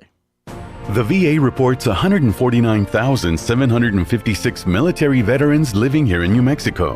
What doesn't get reported much are steps to improve their quality of life and honor their service. Did you know that major improvements are coming to our only long-term skilled nursing home for New Mexico veterans? Back in July, Governor Michelle Lujan Grisham announced $60 million for upgrades and new home-like residences at the state's Veterans Home in Tier C. And she cut New Mexico's income tax on military retirement for the next 5 years. She's invested millions of dollars towards veteran cemeteries, a new Vietnam memorial wall, and towards the construction of a new Navajo Code Talkers Museum and Veterans Center in New Mexico. And she approved major upgrades to the Baton Memorial Park near Silver City this year, too. As the daughter of a military veteran, Governor Michelle Lujan Grisham is a champion of New Mexico vets they can count on. Let's keep her. Paid for by New Mexicans for Michelle. Approved by Michelle Lujan Grisham. Come check out a favorite fall family attraction in Artesia. Heirloom Acres Corn Maze and Pumpkin Patch is now open weekends in October. Get lost in the 8-acre corn maze. Pick a pumpkin straight from the patch. Take a ride on the kiddie zip line. Indulge in one of many tasty eats from the concessions. And enjoy roasting s'mores around one of our campfires. Come out weekends in October to Heirloom Acres, located 1 mile east of Artesia on Highway 82. Heirloom Acres, where you're sure to find joy this fall. Paid for by Eddy County Lodgers Tax. Get ready to get rowdy. The Eastern New Mexico State Fair and the Hondo Rodeo Company presents the Pecos Valley Stampede Ranch Rodeo, Friday and Saturday, October 7th and 8th, 6 p.m. at the Bob Crosby Arena, featuring the best in stray gathering, wild cow milking, trailer loading, and muley roping. Best of all, the Pecos Valley Stampede Ranch Rodeo is free with paid admission to the fair. It all goes down October 7th and 8th during the Eastern New Mexico State Fair. Log on to enmsf.com to learn more. Ad paid for through the City of Roswell Lodgers Tax. Have you noticed the days are getting shorter? This is Jim Gill from Roswell Seed Company. I know it's kind of hard to tell, but we're on the downhill side of the year, so every day is a couple of minutes shorter than the one before, even though your plants need plenty of food and water to keep them healthy. Like those globe willows that are turning yellow. A good dose of the right fertilizer will make them bright green again. No matter what the problems you're having, we probably have a cure at Roswell Seed Company. But come see us soon, because winter's coming, you know. This is Dallas Cowboys football 2022. High formation. Ferguson, the fullback. Only heard here. In front of Elliott. 3rd and goal from the 1. All season. Handoff. Elliott coming right, pushing. Goal line. Bangs in. Touchdown, Elliott. Sunday afternoon, it's your Cowboys and the L.A. Rams. Live from SoFi Stadium. On this Dallas Cowboys radio network station. Sunday at 1:30 p.m. on your Dallas Cowboy station. 92.9, The Brand. The average American spends 2.5 days a year looking for lost items. We aren't sure how long Europeans and Asians look for. With Mike Winter's fun fact, U-Haul is the world's largest advertiser in the Yellow Pages. Too bad millennials don't know what the Yellow Pages are. Here's Mike Winters. True statement. I had a debate a couple years ago with a youngin', and I said, look up in the Yellow Pages, and he literally looked at me like I was talking Chinese. I was like, wow. But anyway. Good morning. It is 23 minutes after 7 o'clock. And joining us in studio this morning, Andrew Moore with the Roswell Chamber of Commerce is back with us. And then with her guests, Mark and Maria Bleth. Good morning, guys. Good morning. Good morning. How's everybody doing? It's been a while since I've seen you guys. How's life treating you? Sounds like y'all been busy. We've been busy. We've taken on a project. I'm about to say they just said, yeah, we're just going to start a whole business up thing and do all that. So and keep the other ones going at the same time. That's right. Oh, by the way, juggle the other 12 balls we got going up in the air right now too. But that's life. It is. First off, Andrew, how are you doing? How's life at the Chamber this morning? We're doing great.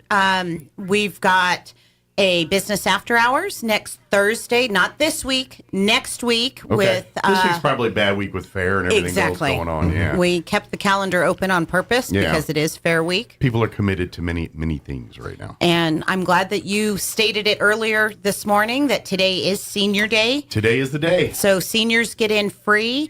And this year, there's going to be a trolley to shuttle the people from the parking lot over to the Arts and Crafts building because they did realize, it's kind of a walk. Even in the handicap area, it is kind of a walk. So to help everybody maneuver a little bit better, be looking out for that trolley. Yeah, take advantage of it and utilize it. They have it all the time, to be honest. Right? Yeah, it's like, what if you're just lazy? Can I have that? Exactly. And they've also paved some of the walkways, so it's not as dirty and dusty as it has been in years past. Gotcha. So let's see what happens if and when it rains out at the fair this week. Yeah, give the fair board a few years before they build a monorail or something like that around. That'd be nice. Absolutely. But yes, Senior Day is today at the fair. I believe 3 o'clock is when they're open the gates, letting seniors in. They get to go in early. Seniors only. Correct. Letting them in at 3 o'clock, and then they'll let everybody else in, I believe, at 4. When the rest of the fair starts doing its thing. But so seniors, what the move is come in at 3, get in for free, do the senior activities and things they've got planned for that event. And then when the rest of the thing opens up, you're already in for free. So now you can go and do everything else you want for free after 4 when the commercial building opens up and rides and all the rest of the fair kind of opens up there. But you get in free and you get in first dibs and then take advantage of that trolley and make fun of people that can't use it because there you go. You earned it. Absolutely. Yeah. And then, of course, like I said, we have our business after hours with Rubio. She's going to kill me. Rosie Rubio. Sorry, I'm a little slow this morning. And so she's opened up a new business after she has finished her stint over at Tabosa. Okay. So this is her grand opening and celebration for Rosie's new business on Thursday next week from 5 to 6:30. So, and it'll be at the chamber. Okay. So it makes it very easy. Everybody come to the chamber, 131 West 2nd. Okay. We'll have all kinds of goodies. So is her new business kind of home-based right now? Or Right now it is. Internet-based? Because she doesn't have a location. So Gotcha. come and celebrate Rosie. Get the business. Well, this is the new world. You can get the business first before you even think about a brick and mortar, and depending on what your business is. And we kind of needed it for ours. Yeah, what you guys are doing is a little bit different. And then, of course, now that leads us into Mark and Maria.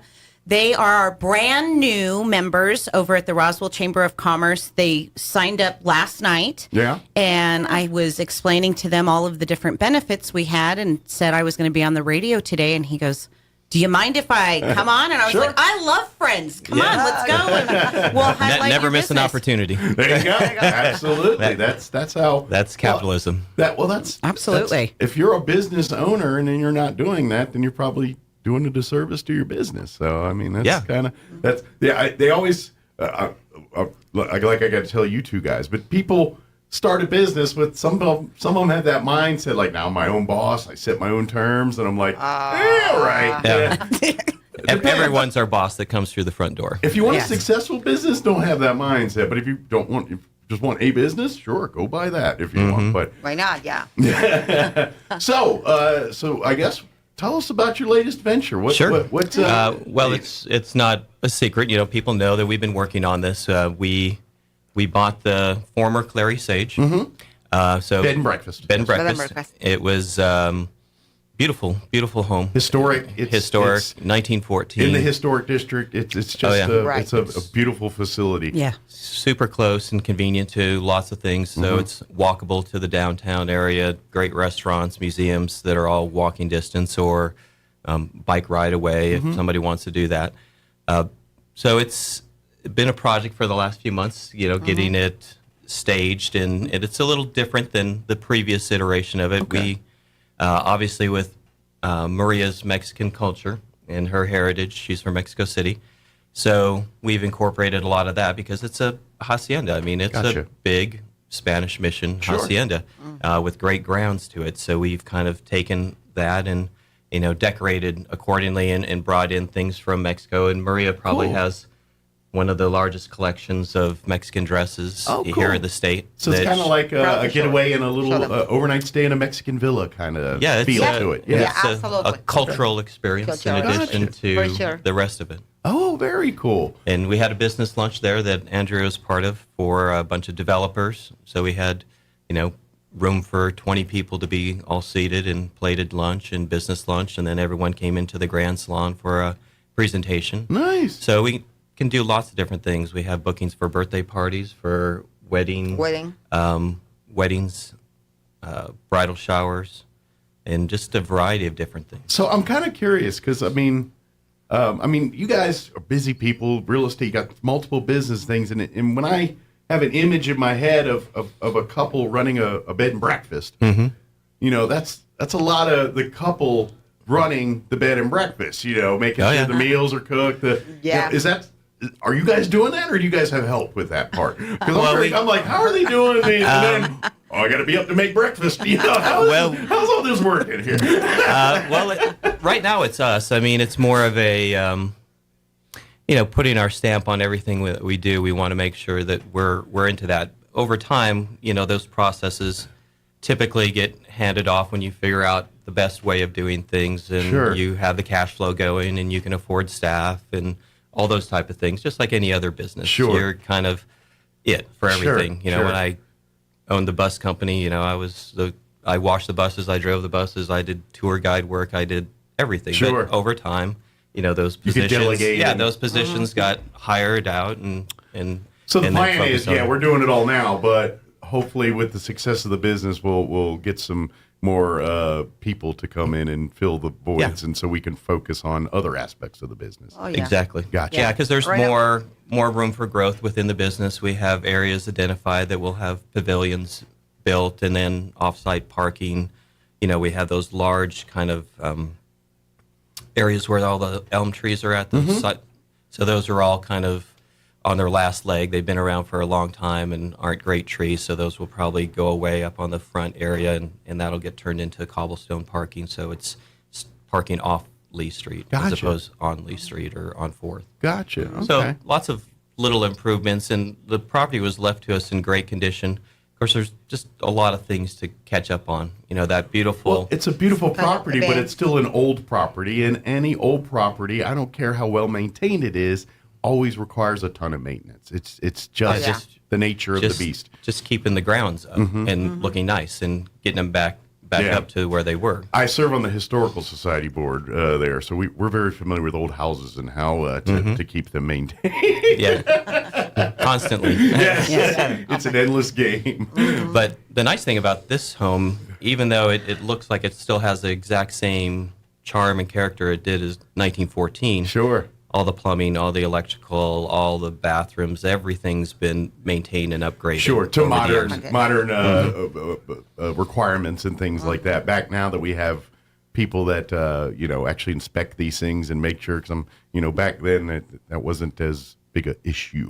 No. They were building back then. Yeah, and it's always been in private hands over the years, from the original owners to the subsequent owners after them. Sure, they were home builders. The second owners were home builders here in town.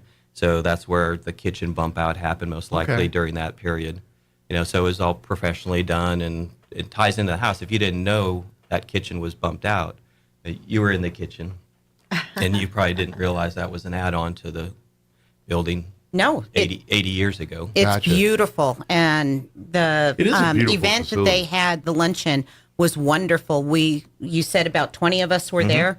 You wouldn't have known it was 20 people. It didn't feel like you were 20 people cramped. No, you were not cramped. You didn't feel like you had to keep to yourself. There was plenty of space to sit down and enjoy your lunch. And then when we went into the salon, there was still plenty of room in there. It did not feel like there was 20 people. It felt like there was 5. That hacienda feel, that kind of, palatial feel a little bit to it. Yeah. And, it was a good social environment because the person that selected it wanted to make sure that everyone had a chance to engage one another and have conversations and then have the presentation. Whereas in a hotel banquet room, you got noise outside of it, doors swinging, clanking, just people coming in, coming out.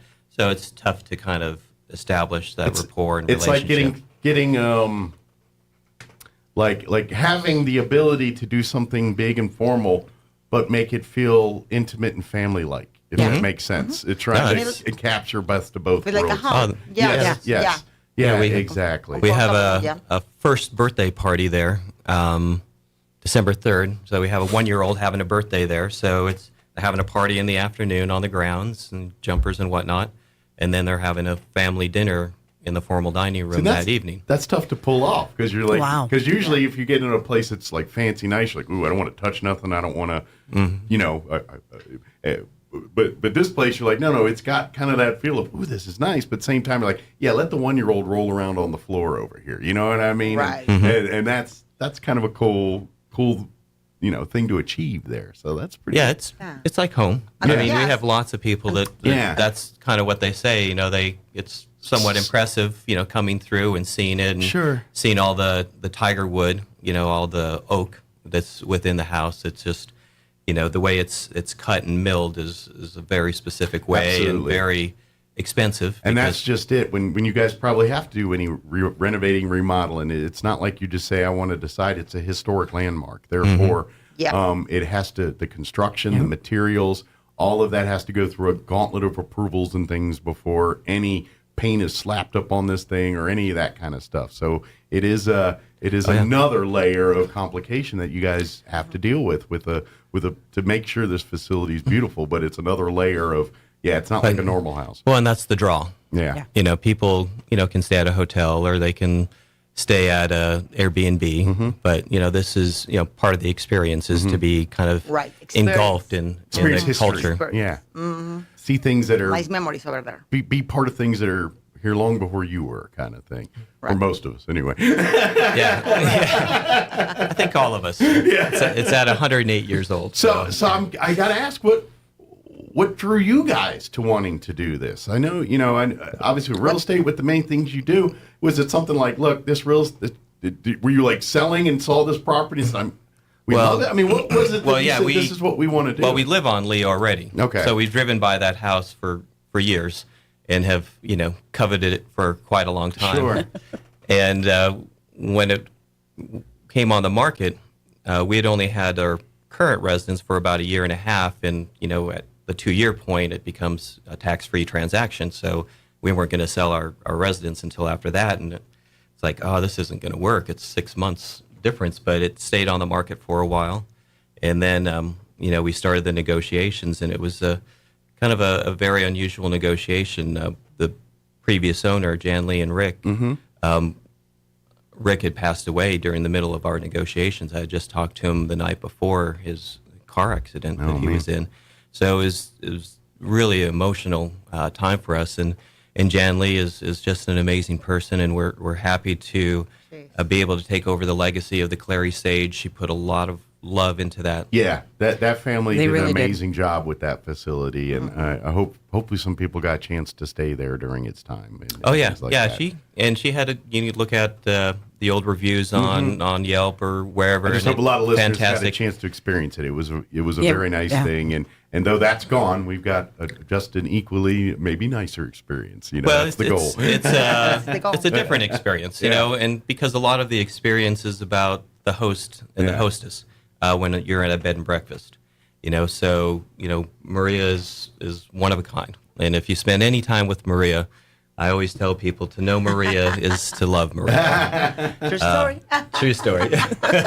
So, I mean, as far as the actual guest experience side, how much planning and stuff does go into that? Because I mean, you have a facility and things, but once you're there, that's the food, how much of that side, how much time are you in? Because to me, I don't, that's the part I'm like, that's great. I got a building here, but now I got to take care of people, make really good food and all. How do I do all that stuff? Well, we have help with and we have maintenance help too that offloads a lot of that work. But I didn't know if it was like, these are my recipes and this is my, is it going that far with some of the stuff? Or? We try with. It's a creation in progress. Gotcha. So it's something that we experiment and do together, and really it's we don't want to kind of predefine a lot of things. We kind of want to leave it open ended and let the guests kind of determine their experience, because they may just want to hang out in a quiet spot out on the patio. Or so we don't have a big cattle call to breakfast. So it's more individualized and kind of understand what their needs, where they'd like to. So do you guys have to, and this is my lack of bed and breakfast experience comes in here is, so do you have to offer like a menu for breakfast, or is like no breakfast like at home, eggs and bacon or whatever the meal is? Some people offer menus and how they do their, and pretty much you have to everyone has to eat whatever's on the menu that day. For us, I know when I go on vacation or I go travel, I have something in my head that I want to have that day. Right. And so we try to do it more cook to order. So we'll understand what they're craving, and that's what we'll make plans for the next morning. During that kind of reception, welcome and show them around, and we'll kind of learn their needs. And learning. And then within the booking engine, there's also, things that they can put what their dislikes are and all that. So that's... So you really customize it to the guests that are staying at that particular time, kind of thing. Awesome. Okay. I wasn't curious because I just, really my concept of bread and breakfast stuff you see on television. People come, on a weekend and stay the night and have a lovely breakfast. But it's like at someone's home. And so always, if I'm at someone's home, they don't hand me a menu with 30 different options. Like, we're having biscuits and gravy. Sweet, let's have biscuits and gravy. That's kind of how the mindset is there. So I was kind of curious if that's kind of what it is, or is it a little bit different? And we don't, deal with a lot of volume in that sense. Our max capacity is 4. 4 rooms, 8 guests. Gotcha. So it's not a ton that we have to do. I mean, it's busy work for sure. From the prep, and then we both have our skill set where Maria, has a lot of talent in plating food and making it look nice, and the decorating, and and I like to do the cooking and the eggs and the French toast. And so we've been like a team. Yeah, Gotcha. Yeah, it's Everything definitely is better in couple. Yeah, it's teamwork Well, for it's just sure. like, I think every married couple, even with, at least in my household, certain things my wife cooks better than me and other things I cook better. So depending on what we're cooking at, and I was like, you're up, dude, or you're up. Well, yeah, it is kind of a division of tasks when you kind of know what's ahead of you. Yeah. It's like, okay, I got this, you get that, and we'll make this happen. And we want to spend time with our guest, because that's, part of why we do this is, we feed off other people's energy, and we want to make sure that they know what to do in town, and whether it's helping them with itinerary planning. Gotcha. So just gee whiz curiosity for guests you've hosted so far, are they all been local tester types, or are you getting local? Okay, I didn't know if you're getting some out of towners that are just learning about you and passing through yet, or the any booking of that? engine just came online in the last couple of days. Gotcha. So we haven't done out of towners yet. Okay. So everything we've done is all in town folks from word of mouth. I'd be very curious to talk to you guys in a year or two and see what kind of feedback you're getting from folks outside of the area, not just about your business, but just about this area and what they're experiencing and doing. And like when they come to Roswell, is it just for aliens and then they learn a bunch of other stuff, or we're a stop for another location? I'm curious to see what people's intentions are when they're staying at your place. And usually at a bed and breakfast, it's a fairly well planned out event for them. Yeah. So they're building their itinerary as they're making that, because they're making it a special event if they're going kind through. of a regimented. Yeah, it's not itinerary for even them, though we're close off of 380 West Second. It's not somebody traveling to Texas and they're going to stop for the night and it's not a continue Econo on. Lodge on the interstate. No, not exactly. The only one over here, bed and breakfast. Yeah, it's the only bed and breakfast of its type. There's obviously some Airbnbs that do breakfast, but that's not the same. It's a different animal. Yeah. I mean, it's. And you're very welcome for the grand opening. Good deal. Oh, that's right. Another Oh, yeah. thing we're going to talk about is grand opening on the 14th. 14th. So that's when we're doing our ribbon cutting. It's Friday. Excellent. That's next Friday. Next Yeah, Friday. next Friday. From Friday here. Okay, Yeah. very good. So hopefully we've 312 North Lee. Yeah, come on down and while you're there, get there early. Everybody, walk up and down everybody Lee welcome. Street. It's a beautiful historic district with the trees. I love the mature trees. Oh, I it's love, beautiful. It almost reminds me of I don't know, like East Coast. Like Georgia, with the big trees and nice. that, it kind of gives me a feel of that every time I go in that part of town. And when we just hang out on our front porch, it's like being in a park. Because we have the law office to the north of us, or to the south of us, and across the street is the school admin building. So there's no neighbors around, and the house is set back far from the street, and it has that big fence around it, and we have squirrels all over the place with the pecans that we have up in the front. Yeah. So it's just like a park sitting out there. And I know just and the because fountain. I've sat The on the garden porch. is beautiful. Yeah, I've sat on the porch up the street around 4 or 5 in the afternoon, like when especially this time of year where it's getting the sun.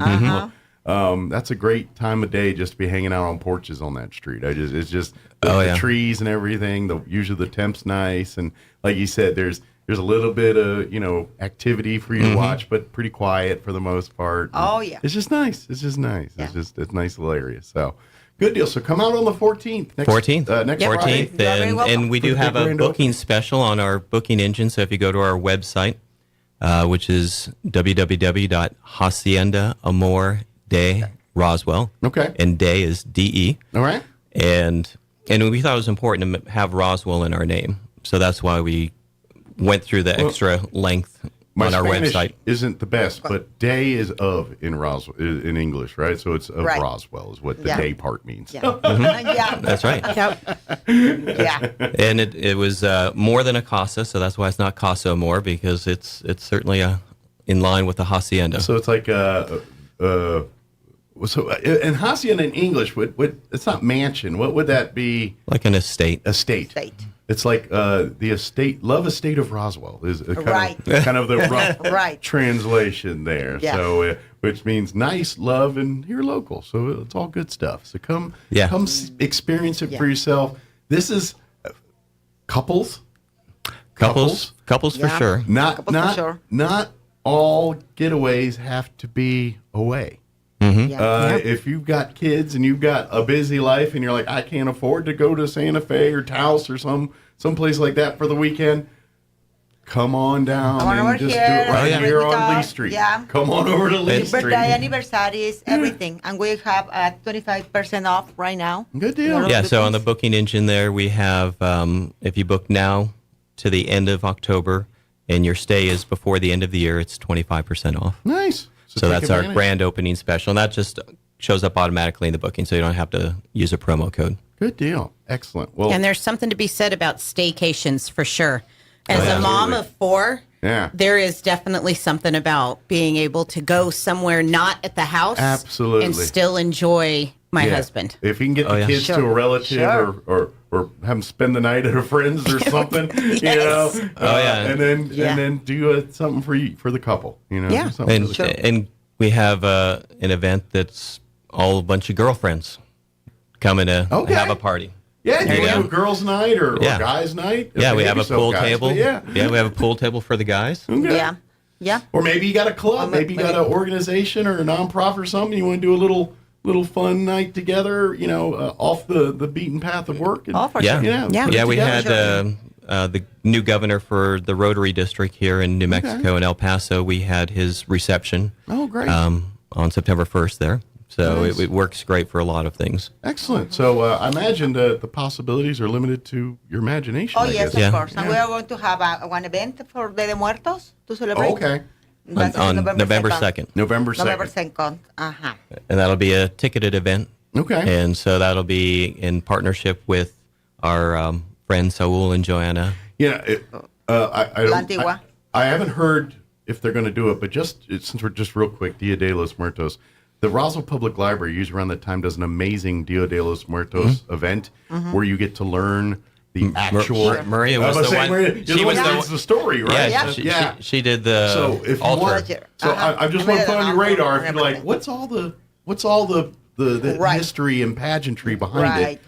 Yeah, come Go to the that library event because it explains. I mean, then they make the sugar skulls and all the fun stuff, but you hear the story and you hear the whole tradition of why it is what it is, and so that's and then you go celebrate after. I was be there, last year to help with the cultural thing, about all the information. Yeah. Maria did the presentation on the altar and what it means and what all the symbolism is for it.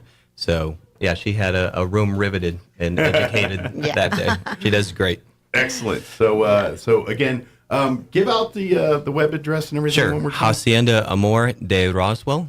Excellent. And then come and check it out. Start on the 14th. Reading and then do your research now. And then next Friday, come on out and see it for yourself. Come sample some things, and then 4 o'clock. 4 o'clock, and then start planning your next getaway there. And we do tours all the time. So feel free to send us an email. The email address is on the website. Phone numbers on the website. Feel free to get in contact with us, and we probably do a tour every day. Excellent. Every day there's so at we least can't wait till somebody. next Friday to see it. If you can't wait, get a tour. or you need specific questions, you need to spend time with us planning the event. Feel free to come anytime. Excellent. And remember, 312 North Lee Avenue. Yes, right. 312 North Lee. Come on down. Can't miss it. Right there on Lee. It's very weird. It's like you see certain areas, and then you hit that one street. It's like, what? It's a different road. It's like different. Like it looks different than the rest of the streets. It's very weird. I don't know how to explain it, but it's cool. Yeah, it's super nice.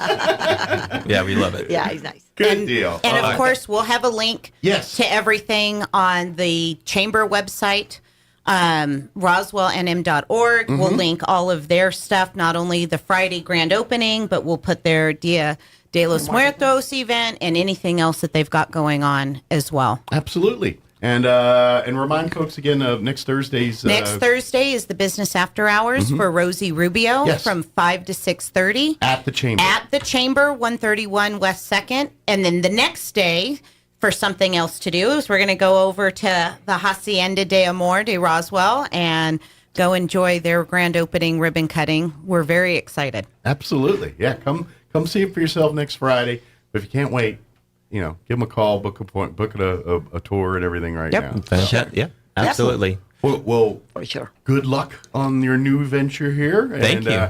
Thank you. We believe in Roswell. That's why we're investing. And we believe in the historic district and the downtown district. That this is the place to be. It's a absolutely. It is a beautiful treasure we have here in Roswell, New Mexico. We want to promote also local things to the people to produce over here. Yeah. Yes. Yeah. Well, it makes All the sense. products. Soaps and different Bread, products that sauce. breads have local artisan And it bakers makes sense. 'Cause people that probably like seek and want to go to bed and breakfast also, you know what I mean? Like it's part of those people want to experience the local flavor. People that stay at bed and breakfast think that they want to experience the local flavor, the culture, what the town does. And so it makes sense that you're like, hey, while you're here, go check out some of our they make a delicious candy, or they make great soaps, or they do beautiful decor, whatever it is, It's we can set up retail within our space as well. So we have a place identified within our reception area that we could do retail of local products. Yeah, absolutely. Not alien stuff. There's enough people that are. I think that market's covered. Yeah, around they got that. But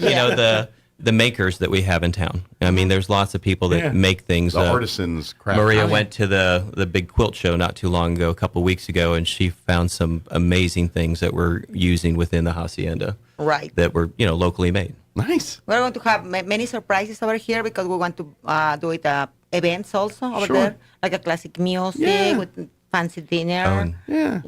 Sunday brunches. Yeah. Sunday brunches. Also. There's not any Sunday brunches happening in town. You got to drive to Tinney to get a Sunday brunch, I think, anymore. Yeah. So having a nice, and we have 1,000 people downtown going to church on Sunday that dressed up know where to go. Yeah. Yep. And and there's enough churches near you that they could just walk over from the church to have brunch or whatever afterwards. Right. Yeah, absolutely. So very cool. Thank you. Thank you. Thank you so much for inviting us today. Thank you guys. Appreciate as always. Appreciate your visit and absolutely. And don't work too hard out the fair. I'm sure you're still hanging out at the fair most of the week. I do. So. I hang out at the fair every evening and do my part and check things out. I love Fair Week. I just absolutely love Fair Week because you get to see people that you don't see every single day in your regular lives because everybody goes to the fair, whether you're into 4-H, if you've done your photography, your baking. I mean, there's so many things, and I always forget what my friends do.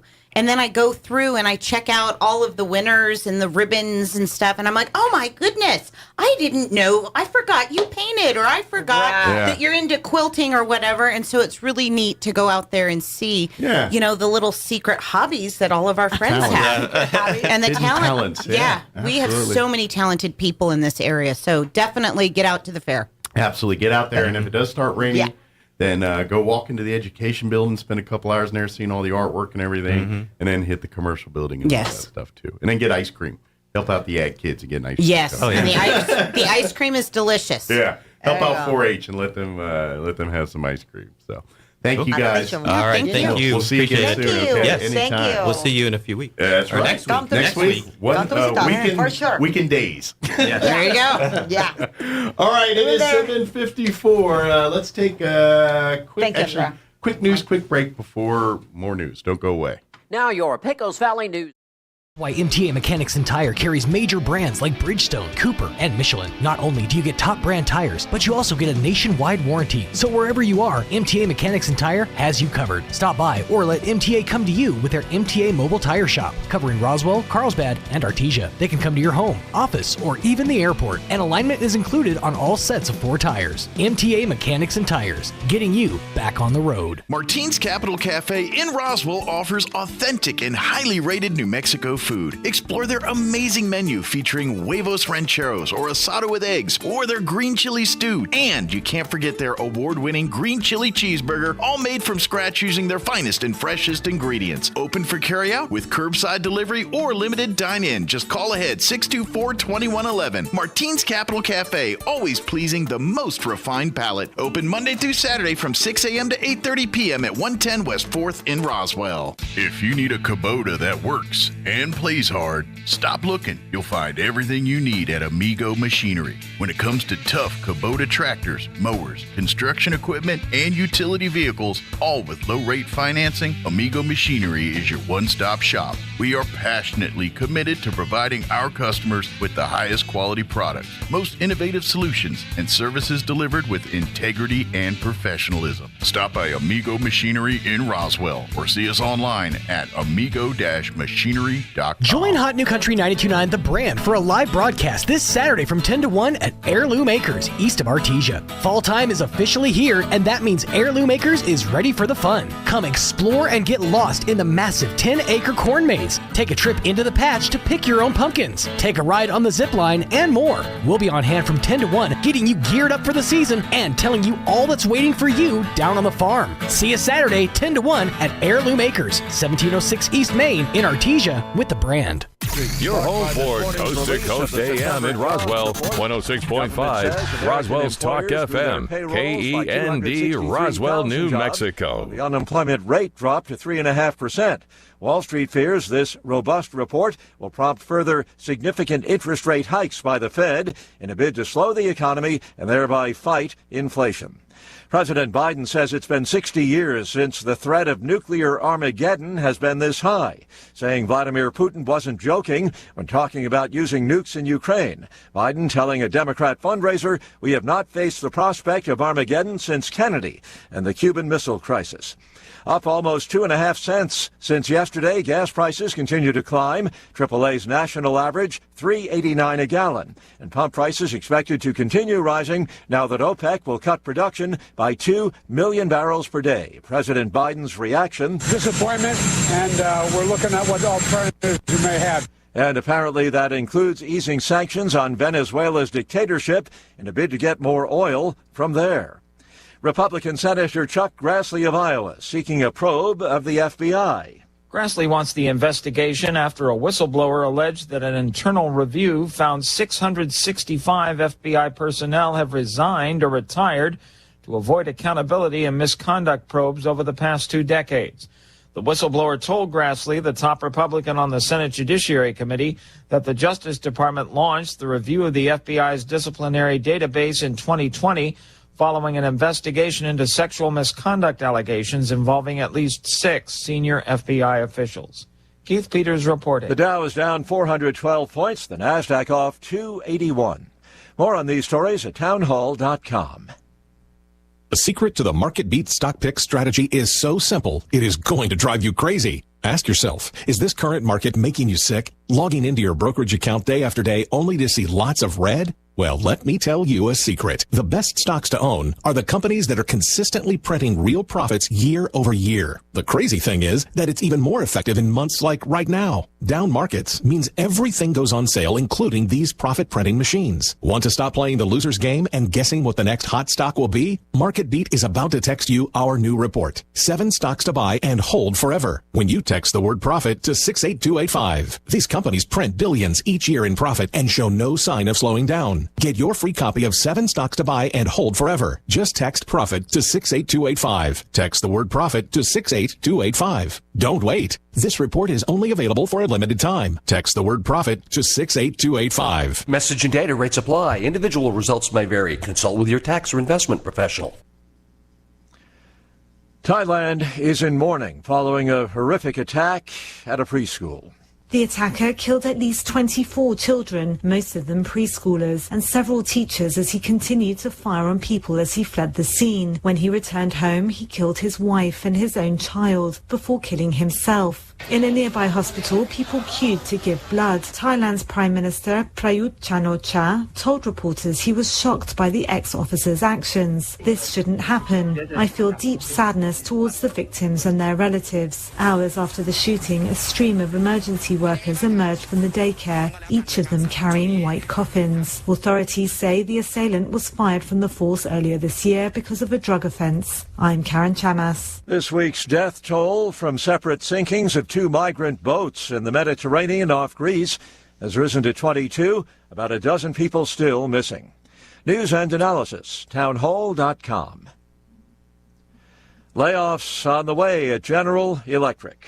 The cuts are coming to GE onshore wind turbine business. The unit has been battling higher raw material costs due to inflation and supply chain pressures. Roughly 20% of U.S. workers will be affected. The company notified employees in North America, Latin America, the Middle East, and Africa about the cuts. It also has plans to cut its onshore wind workforce at a later date in Europe and Asia Pacific. John Scott reports. Russia's Vladimir Putin turning 70 today, but it may not be a happy birthday for the Kremlin strongman.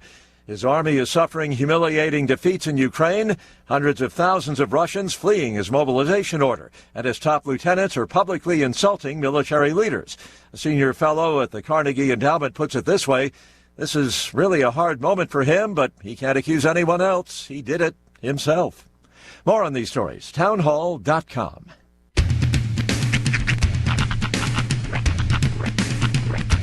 What in the wide, wide world of sports is going on here? I promise you, whatever scum did this, not one man on this force will rest for 1 minute until he's behind bars. Now let's grab a bite to eat. Yeah, come on. I feel the hot wind on my shoulder and the touch of a world that is older. I hit the switch and check the number. I leave it on and then I slumber. I hear the rhythm ringing through it. Flamenco guitar and cumbia music. I hear the talking of the DJ. The travel listen, what does he say? I'm on a Mexican radio. I'm on a Mexican radio. Broadcasting live from high atop the J.P. White Building in downtown Roswell, New Mexico. It's Mornings with Mike Winters on 106.5 Roswell's Talk FM. Is that what I sound like when I talk? Now, here's your host, Mike Winters. And good morning. It is 6 minutes after 9 o'clock. Welcome to hour number 3. Trace Inviernos of Mornings with Mike Winters, right here on 106.5 Roswell's Talk FM. Happy Friday. Yes. I say it with a smile, even though my voice sounds a little... it's all moving in my chest today, last night. And so this morning, I'm just hacking and everything else. I feel better than I sound. I apologize for that. Dude, today feels like a perfect, soup and a sandwich day. I really feel like I need a grilled cheese and tomato grilled soup. cheese and like a bowl of a good tomato, even like a bisque. Let me ask you this. All right. Because we all do it. The Campbell's condensed tomato soup. Yep.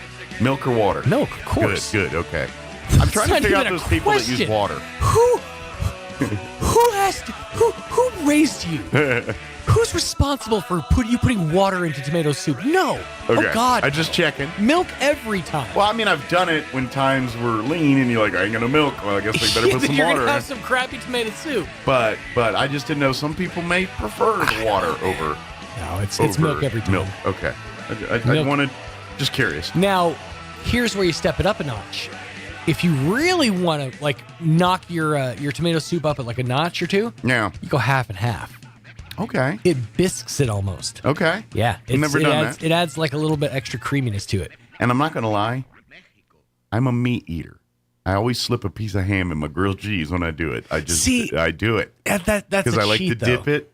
It's not cheese. That's it's a delicious. hot ham. That's a hot ham and cheese. It's delicious. That's not a grilled cheese sandwich. It's a hot ham and cheese. It's my party, and that's what I like. Well, then that's fine. But don't you come to a grilled cheese? Don't you come to the grilled cheese dance thinking your hot ham and cheese is going to be able to? Well, then hang. no grilled cheese food truck would ever be in existence because they just crowbar 20 different types of things in grilled cheese sandwiches. Okay, but that's not a grilled cheese. A grilled cheese is literally grilled cheese. Yeah. Other than that, you got yourself a different kind of sandwich. Well, using that logic, then guacamole is just ground up avocados. No, guacamole is guacamole.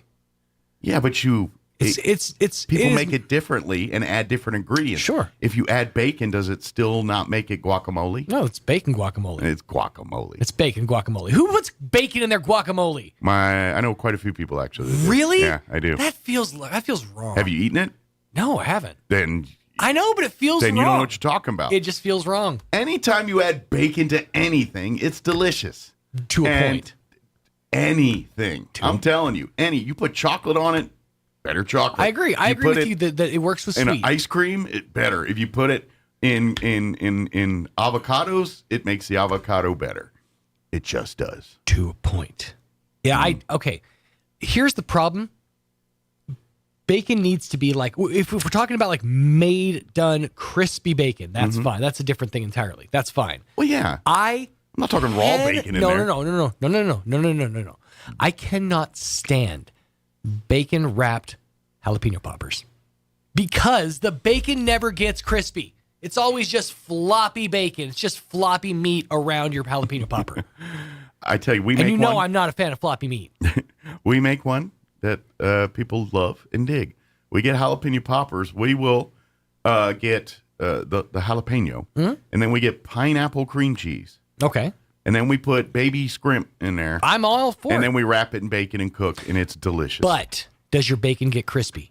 We cook it long enough to There's no way. There's no way you can ever get a wrapped bacon to be crispy because the thing inside of it is so moist, it's kicking up so much moisture. It's crispy enough. Your bacon will never get crispy when it's wrapped around a thing. Well, you can't wrap around crispy bacon. It'll break apart. So my opinion, so here's how you do it. If you really want to knock up your poppers a notch, you crisp pieces of bacon, get them nice and crispy, crunchy, and then you insert the bacon into the popper. Okay. It doesn't have to be wrapped around it. I'm fine with that, You can insert the bacon into it. I hate floppy bacon. Well. I cannot stand it. I went to Romania. He and lost the grilled cheese arguments. Now he's going on here. No, I did not lose the grilled cheese argument, sir. If you put ham into a grilled cheese, it is a hot ham and cheese. I will stand on that mountain until I die. But the point I'm trying to make... How heated Sean's getting. The point I'm trying to make is... I'm going to make him happy here in a minute, so he's going to get changed here in a minute. When I went to Romania, we had this like breakfast thing that was like... it was breakfast buffet or whatever, and it was cured and like smoked, but uncooked bacon. And that's how they eat it, apparently. And I did not like it. I had like 2 pieces to be polite. To be fair. I had 2 pieces to be polite, and it was unpleasant. Okay. And ever since then, I've had like a literal guttural reaction to floppy bacon. Well, I think it's just you had a bad experience. May I? Yeah. May I? May I? Depends. Yeah, it really does. I like it halfway. Is that weird? Halfway crispy, halfway between floppy and crispy. Okay, but if it's like cooked, that's fine. A little bit of flop then is fine. Yeah. I cannot stand under like bacon that's not fried. If you bake bacon, unless you bake it the right way, crispy with like on a cookie sheet or whatever, the butter on it. Yeah, then that's fine. But I cannot stand floppy bacon. True bacon fans understand that bacon is like pizza. Even bad pizza is still pizza. Bad bacon is still bacon. You're not wrong. So, I mean, if this is what you're complaining about, donut's still a donut. Then I call you bougie. Okay, fine. Eat bacon. I'm bougie. Okay. Bacon in all forms. I just think that you should add your bacon. All bacon matters. All bacon matters. I just think that you should add your bacon in post when you're doing a jalapeno popper. That's all I'm saying. I'm saying, yes, do it should all. be a post-production matter. I say, put that crispy bad boys in there, then wrap it with the floppy bacon, and let's party. But that's you're crossing streams at that point. Yes, That's dangerous. How did the territory. Ghostbusters win? They crossed the streams. It's That's what you got to do. They keep telling you not to do it, but how do they win? You just got to cross the streams. Yeah, I don't know, man. Bacon, all bacon matters. All bacon matters. And I'm going to end it that way. Hashtag all bacon matters. I was going to say... Now, Sean, don't go away. Okay. I'm about to make you happy. Okay. I was real quick. I was going to agree with Mike on the grilled cheese thing. Because it is just cheese and toast. Yeah. Really. Yeah. But it can be modified. Sure. Like, you could put add chicken spices. and lettuce and... No. So let me ask you this. That's a chicken griller or whatever. So at what point do you add, say, mushrooms and other things to spaghetti till it's no longer spaghetti? If it comes in the sauce, sure. Wait a minute. Go ahead. You don't make your own homemade with adding like... Who?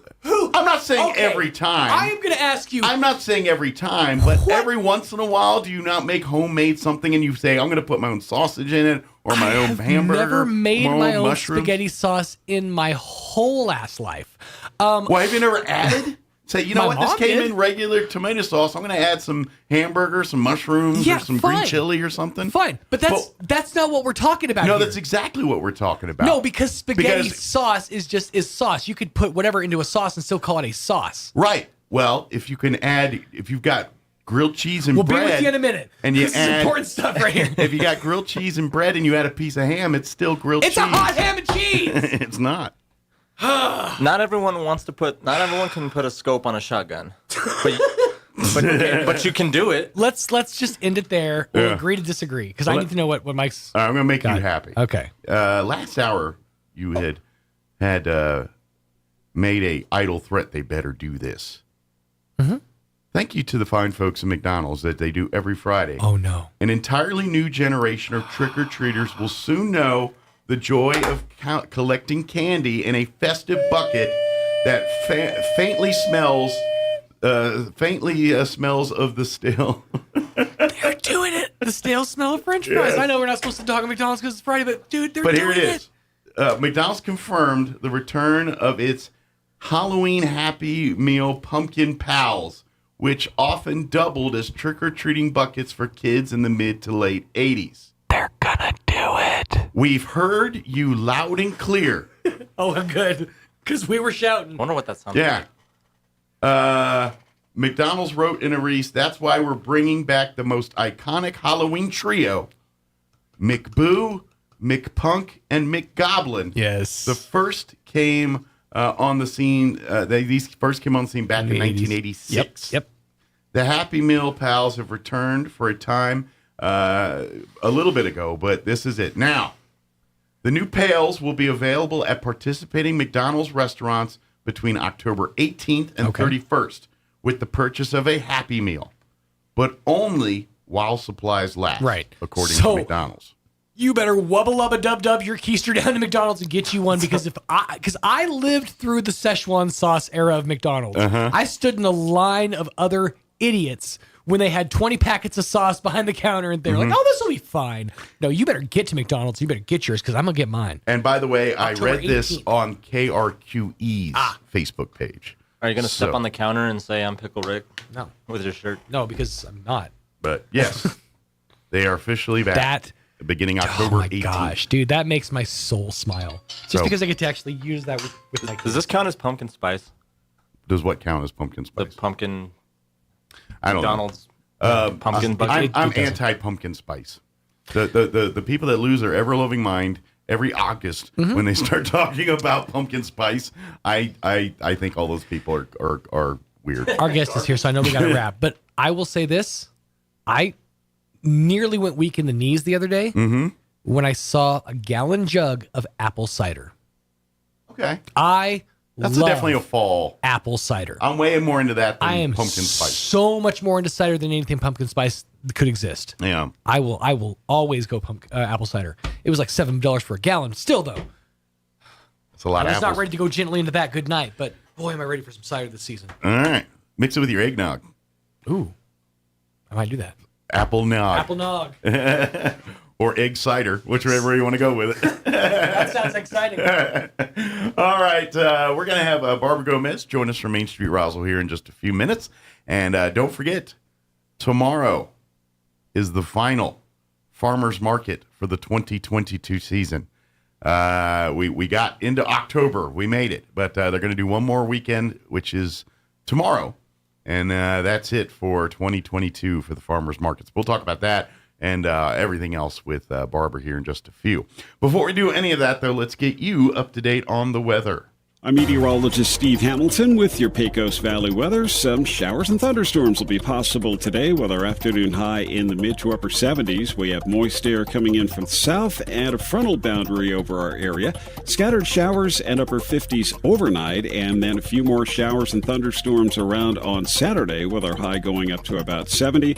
Rain looks likely on Sunday. Cloudy skies, gusty, and upper 60s. That's your latest forecast. I'm meteorologist Steve Hamilton. Thank you, Steve. Currently, it's raining. Yeah, it started raining, about 10, 15 minutes ago. I started hearing the rain. It's slowed down a little bit, but it was pouring pretty good a few minutes ago. But currently, 59 and raining here in Roswell. Humidity's at 90%. Winds currently out of the north at 9 miles per hour. We do have a 50% chance for more rain today. Highs near 70 under mostly cloudy skies. Winds will be out of the northeast, 5 to 10. They're saying anywhere between a tenth and a quarter of inch of rain possible during the day today.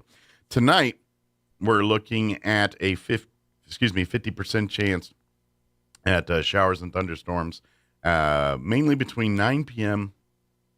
and midnight is what they're saying the sweet spot will be.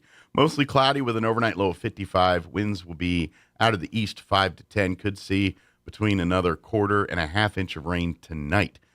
For Saturday, a 40% chance at showers and thunderstorms, mostly cloudy.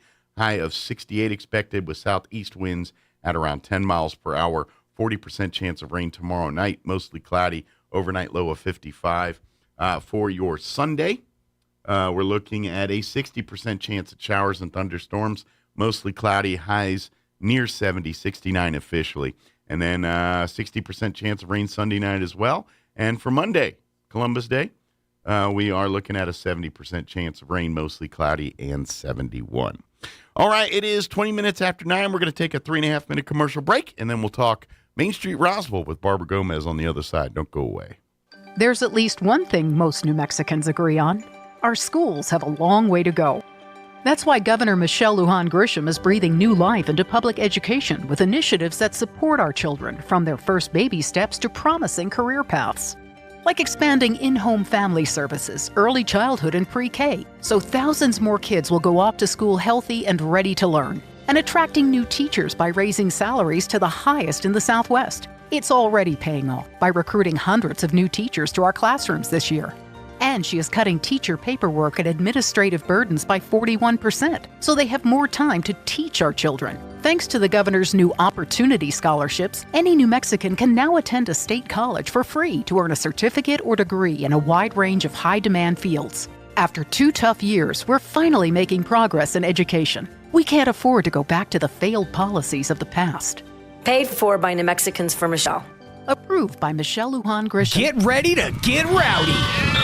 The Eastern New Mexico State Fair and the Hondo Rodeo Company presents the Pecos Valley Stampede Ranch Rodeo. Friday and Saturday, October 7th and 8th, 6 p.m. at the Bob Crosby Arena. Featuring the best in stray gathering, wild cow milking, trailer loading, and muley roping. Best of all, the Pecos Valley Stampede Ranch Rodeo is free with paid admission to the fair. It all goes down October 7th and 8th during the Eastern New Mexico State Fair. Log on to enmsf.com to learn more. Ad paid for through the City of Roswell Lodgers Tax.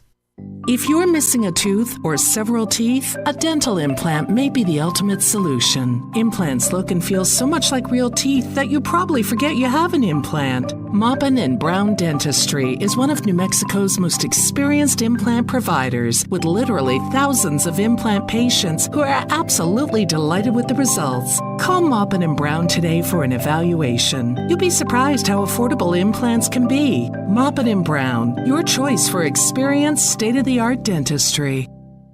Buying a sewing machine from a big box store or online might seem like a bargain, but in this case, you really do get what you pay for. Just the machine. No lessons, no help with figuring out why it isn't working the way you expect, and no one close to fix it. Buying locally from an authorized retailer may cost a little more, but in the end, it will save you time, money, and aggravation. Come see me, Chris Ann, at So Easy Sewing, 200 East College Boulevard in Roswell, and let me show you why it pays to shop local. So Easy Sewing. You've never had it so easy. I'm Michelle Garcia Holmes, and I'm running for United States Congress. As a former policewoman, I put on my Kevlar vest, uniform, gun belt, grabbed my 12-gauge shotgun, jumped into my police car, and hit the city streets to keep you safe. I want to do the same for you in Washington. I'm asking for your vote on November 8th because our families deserve safe cities, a secure border, and lower gas prices. Donate today at GarciaHolmesForCongress.com. Paid for by Michelle Garcia Holmes for Congress. The preseason is in the books for your Roswell Coyotes, and with district play just 1 week away, now is your chance to get caught up on the Coyote season at KSVPTV.com. Simply log on and click on the Roswell Coyotes tab so you can go back and get caught up on every Coyote game so far this season. Tell your friends and family worldwide that the place to go for all things Coyotes is KSVPTV.com. Southeastern New Mexico's sports authority, then, now, and always. The average American spends 2.5 days a year looking for lost items. We aren't sure how long Europeans and Asians look for lost stuff. We lost the list. Here's Mike Winters. And good morning. It is 24 minutes after 9 o'clock, and joining us in studio this morning, all the way from upstairs. All the way from upstairs. Barbara Two Gomez, flights of stairs. Director of Main Street Roswell, in studio with us today. Good morning. Oh, well, good morning, Mike. How are you today? Doing good. Well, tonight's, normally it's the first of the month and we have First Friday and things, but it's Fair Week. It is Fair Week. So there's a lot going on at the fairgrounds. So I think that's where everyone's attention is going to be focused on tonight and today and things like that. Probably. But we still want to tell everybody what's going on Main Street and just to let you know. Yeah, there's still going to be fun stuff. There's fair. Halloween's coming up. Mm-hmm. It is the Jazz Festival this month, so there's a lot going on. So our theme I'd like to say First Friday, but the whole month will be Jazz It Up on Main Street. So, because there's a lot of jazz going on. Absolutely. And this is something that I don't think people really fully realize. Mm-hmm. Jazz Festival, which is done and put together by the Roswell Symphony Orchestra. This is kind of one of their big local public events. Right. They do every year. But here's the part I'm trying to get people to understand. The RSO is kind of a big deal. It is. It's called the Roswell Symphony Orchestra, but in all fairness, it's more like the New Mexico Symphony Orchestra. Mm-hmm. It is really this state of New Mexico's symphony orchestra. They have orchestra members from all over New Mexico, all over even outside of New Mexico and Texas, and I think Arizona and maybe even Utah and Colorado and those areas. But they have people that come all over part of all of that to come be a part of the Roswell Symphony Orchestra. So yes, it's Roswell Symphony Orchestra and it's Roswell, but it's much bigger than Roswell. It is. Yeah. And actually, talking about the Jazz Festival, I'm not part of that, but I did do a little bit of research on them just to see what all they had going on. But if you look at roswelljazz.org, they have their full schedule there. And they have some free events. They have some paid events, some that you have to pay to walk into. But some of the free ones that are happening is actually going to be October the 13th on Thursday. They're going to be at I always say that wrong. Reichman Park. Which is actually this little park between 3rd and 4th Street. Right here at 300 block of North Main Street. But they have a whole list of people that are going to be singing there that day and playing there from 11 a.m. all the way to 3:45. Oh, cool. So they're going to be there for free. So if you say, you know what, I can't afford a ticket, but I'd love to hear these guys. Sure. So they have a whole schedule of different people that will be singing that day at Reichman Park. Okay. Also, if you would like to buy a ticket, on Wednesday, October the 12th, they will be at Stellar Coffee. Okay. And they do have just a few more tickets left over. They will also be at Pecos Flavors, on winery 2nd Street there. on 2nd Street. So is that still technically in the Main Street corridor? It really or is it just outside? It's a little outside. I know it's technically out, but it's still part of it. Well, it was. Remember, it was on Main Street at one point, Yeah. and then they moved. and then they moved. So we kind of still include them and let people know what's going on. They are a out there. local business that does a lot of great stuff for our community. They do. And just because their location's a block or two south of everything, or west of everything, technically, Right. That's okay. That's okay. And they participate in a lot of different things that we have going on. So we always try to include them as well. Absolutely. So just a few things in case you didn't know. This, like I said, this is Jazz It Up Friday. But our businesses have a lot of things going on. So one of the things that we have going on, and imagine that, it's called Socktober. Okay. I think it's kind of a cool flyer. They're collecting new socks all month long. It says over 600,000 Americans are homeless and don't have basic needs. And I understand just from being out there and working with the Homeless Coalition that one of the most asked for items for homeless people is socks and underwear. Yeah, I hear the same thing. Because let's face it, how many of us know when you're camping or out and about, and once your socks are wet and ruined, and like the rest of your day is ruined. So, and then and let's face it, when you have socks that are worn out, wet, all that, it causes a lot of conditions to your feet, and it's a big issue. So yes.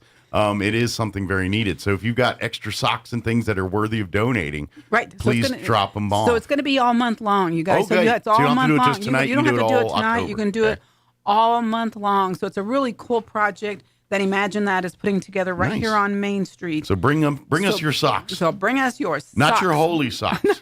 Not your church socks. Right. But good, serviceable, clean socks. That's right, clean socks. And think about it, since they're going for homeless and things, and we're starting it in the cooler months. Yeah, it's if a you good got the time wool to do socks, it. the heavier duty socks, those are probably. All socks are great, but if you're thinking about or have them, maybe those ones that are more for cold weather, kind of thicker wool socks, things like that. Ones that, and to be honest, wool is one of the few. I know this from scouting and everything. One of the few fabrics that retains warmth while you're wet. Wow. So wool's are pretty good. So they're not scratchy anymore, are they? Or No, they've changed it now a little bit, so it can make them. So they're usually not like socks and pajamas and things like that. They make out of wool. Are generally more softer and flush. Soft to the touch. Right. So here we are.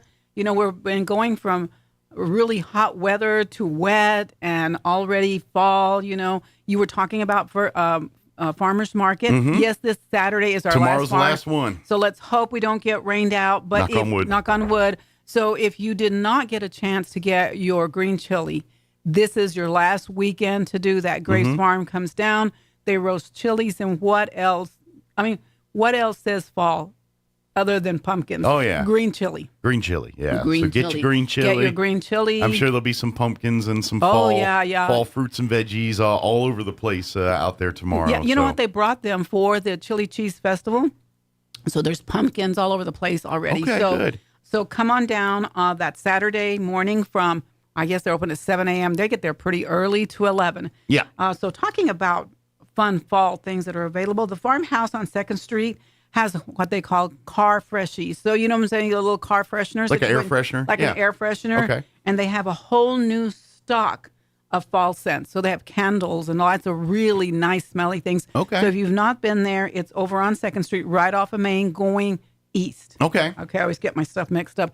And for those of you that are still needing to get out to the fair, they've got some really cool T-shirts and pants for the fair that you might want to wear. So get you faired up first by going there. Yeah, go by there and get get you a couple of things and get out there and have some fun times. So also on Main Street, she's not singing jazz, but Marie Manning will be singing tonight at the gallery on Main Street from 4:30 to 5:30. Okay. And there will also be having some arts and crafts for kids there tonight as well. Yeah, she's great with the kids and families. Yeah, and Marie's great with kids. Plus, if you've not heard her sing, she really has an amazing voice. She's got eclectic music. It's like, kind of indie pop to a little country. A little bit of everything, She's an artist. When that's what she does. She really does. She does a great job of singing songs. And like she's perfect for like setting the tone for like just a little get-together or gathering. Or, I think of like major big campfires. You get that person that can just conduct. She's that kind of person. She can play the guitar and sing both. So she's that kind of person. It's really great. She helps us to set up our music. She's been a volunteer at Main Street Roswell. She's been a volunteer for years, but worked for it. She's been a lot. She works also. So thank you, Marie, for everything that you do. I wanted to talk about Stellar Coffee. I did talk about what they had going on during the Jazz Festival, but they are also, I noticed on their Facebook, they say they're missing you a latte. Okay. So you need to get over there and get a latte, get some coffee from Get a lot of lattes. Get a lot of lattes. And right now they have some really cool specials that are all kind of fallish, kind of Halloween-y like drinks that they have going on. Kind of your fall flavors and the pumpkin spice style, those type drinks. And they are having on October the 12th, they're having a pumpkin painting party. Okay. Say that 3 times really fast. Right, without getting in trouble. But they're having all kinds of fun stuff going there at Stellar. And, of course, Apple Blossom, which is right here on Main Street, which is 309 North Main Street. They have some really beautiful fall arrangements. If you're thinking about, getting a thank you bouquet for somebody or just thinking of you, a really beautiful fall bouquet would be perfect. Absolutely. So go and see them. They have smaller ones. They have bigger ones.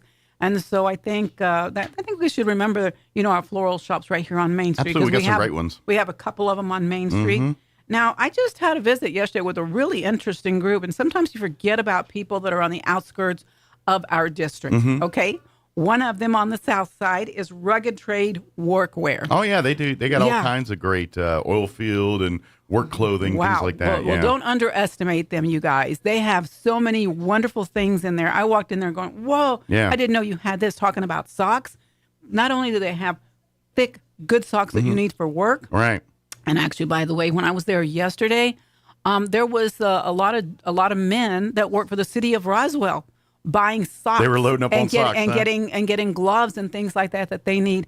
But like I said, don't underestimate them. They have boots. They have jeans. They have hats. And actually, what I learned yesterday is they have some scrubs. Oh, okay. For people that are nurses, workwear that isn't all just out in the field. It's not all out in the field. Of course, Western wear. If you love the Western wear, and then if you need medical scrubs, things like that for your job, right? Rugged Trade, they got you covered. They had some great ones. I've told my husband, he's a nurse, so if you're looking for scrubs and you're saying there's no place here in town to buy some, go check them out. They're really great folks. They have a lot of great items to pick from. They do have a few women's things like some shoes. I can't remember what they're called. They're the really comfy shoes. I'm sorry, I can't think what they're called. But they have some for men and some for women. Okay. They have boots. They have jeans. Are they the mini Tonkas? They're not mini Tonkas. Okay, but same kind of idea. Yeah. Okay. Easy slip-on shoes that are very, very comfortable. Okay. But what I was visiting with them about yesterday is we are all working, and I know it's kind of early in the month. Of course, it's the first Friday. But we're all looking forward to Halloween. Absolutely. And what's going on, what's going to be happening. So we're going to be working with Rugged Trade on an event that they would like to put together for the whole Main Street. Okay. It's going to be called the Monster Bash. Monster Bash Block Party. Okay. So we're working on a lot of that. Maybe I can come back later on, Mike, and get tell some more you all details about on that. Yeah. But it's going to be fun. It's going to be fun, family fun with contests and dressing up, costume contests and that type of thing. So is the idea to get maybe other businesses to participate, and then you kind of do like trick-or-treating and things? Sure. We're going to do kind of like a trick-or-treating. We're also going to do kind of like a scavenger hunt, but it's not going to be where you sign up, where you have to take a picture with maybe somebody from that store. All right. And you have so many pictures you have to take showing that you've gone to the different participating establishments downtown. So you get it's a double win. So you get a picture and you get a piece of candy. Yeah, and you might have a chance to win some great prizes that we're working on right now. So this is the new idea that we just worked on just yesterday. Now, also, if you want something new and exciting, Moon Man received a whole new array of pins. Okay. People collect pins. everybody's out at the UFO Festival's always big, or Balloon Fiesta, or the fair, or any of that. Yeah. But anything that says Roswell, I love tacos, or whatever, you can find it there. Nice. So make your own and get your collectibles. From Moon Man. Yeah. Now, there's a little spot on the other side of town, which, I was talking about the south side on Main Street, but Richardson from 2nd Street, well, even further all the way down, is part of the Main Street corridor. Yes, it is. So there's some businesses there. And there's a lot of great hidden gems back in that area, Oh, there are. That area, we're hoping to do a little bit more revitalization in that area. Maybe. And it's kind of already started, with some of the businesses and things down there. There's a few empty buildings there that people are looking at to move into. And so we're really excited about that. But the miniature museum. Yes. Have you ever been there, Mike? I have. It's been a year or two, but yeah, it's a cool little place. It's run by the same people that run the Anderson Museum. That's true. But it literally is, it's got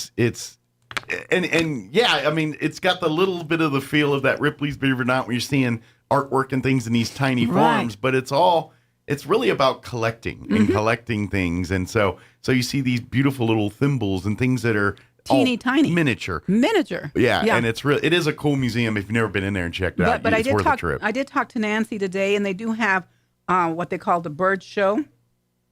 And that is coming to an end really soon. But they have all kinds of birds. They have ceramic birds. They have wood birds. They have birds made out of acorns. They have all kinds of birds. So if that is your thing, you need to go by there and see them. It's a fun museum. Just check it out. Yeah, just go check it out. You might get a bit with a bug of wanting to try to replicate or do some of that stuff or collect your own versions of it or something. So be warned, you might get way into it, but it is pretty cool. But they have some really, I think if you did not see it, and another shout out to the Roswell Chamber of Commerce, they put out that Roswell Now magazine. If you have not read that magazine from cover to cover, you need to. It's really, it's something when you get it in the mail each quarter, just don't send it right to the garbage. So, Right. I would say for all you bathroom readers, And there's a lot of you out there. I know we don't want to admit it. I'm one of them. I'm like the treasurer of the club. But anyway, just take that magazine. Yes. And just keep it by your bathroom, wherever you keep things you want to read in the bathroom that isn't your phone or tablet. Right. Put that there, and that way the next time nature calls, you can go and pick an article, and each article is probably going to be about a trip. So you got a few visits, and you got something, and you learn about everything. Yeah, each issue is different about people happening. They highlight a business, and sometimes you kind of go, "Oh, I didn't even know that business was there. Is that new?" Yeah. So make sure you look at that. But thank you, Roswell Chamber of Commerce, for what you do to support the community of Roswell. If you have a mailbox in Chaves County, you should have received. You should receive one. And if you do not, call the chamber, and they'd be happy to make sure you get that's a huge undertaking of putting one of those in everybody's mailbox. So that's great. It's kind of a big deal. Yeah. So heading the other way, if you guys go out to the fair and you didn't get a chance to eat, come on back down. Get you something on Main Street. Go to Pepper's Grill. Yeah. Pepper's Bar and Grill. Right across the street from there is the Paleteria. Yeah. And by the way, if you do not know what they have in there, it's an amazing little place. It's pretty good, It's really, really good. They have a natural or fresh type of strawberries. What do they call those? Popsicle-like things. The ice. They're like... I don't remember the name, but I know what you're talking about. They're like fudgesicles, but they're more like, they have strawberry, they have banana, they have pineapple, they have fruit cups. They have all kinds of really great food in there. Absolutely. Yeah, check it out. If you're hungry in Main Street corridor, it's kind of your own fault between, like I said, Peppers and the Paleteria, Stellar Coffee, El Toro Bravo, Backdraft Barbecue, Martins. Well, Martins so many... is like a staple here in Roswell. Everybody comes home for the holidays. Where do they head to? Martins, or one of the Mexican food places. This is my opinion, best huevos rancheros in town are at Martins. Really? Because they put the green chili stew option as one of your choices. And it's a game changer in my opinion, for huevos rancheros. So if you're a connoisseur of huevos rancheros, you've never had it at Martins, go to Martins. And then if they say red, green, or green chili stew, go green chili stew. They'll pour that on there. Do they really? And it's a 10. You have to be able to handle that kind of hot, though. It's not that spicy. It isn't really, because sometimes they're green chili stew. It can get warm, but for the most part, it's if I can handle it, you're fine. Okay. Oh, no. A good friend of mine likes to say to me, I can't handle anything. I'm a Texan. But I've been here long enough that I can say I'm a New Mexican. Yeah. Yeah, but I still can't handle too hot. Well, if spice isn't thing, like I said, it is green chili and sometimes get a little spicier. But every time I've had it, I never walked out of there going, oh my gosh, my mouth is on fire. I'm just like, I'm happy and dumb, and usually waddling because I'm pretty full at that point. So it's really one of my favorites in town is the Martins Huevos Rancheros. And just another shout out about our green chili.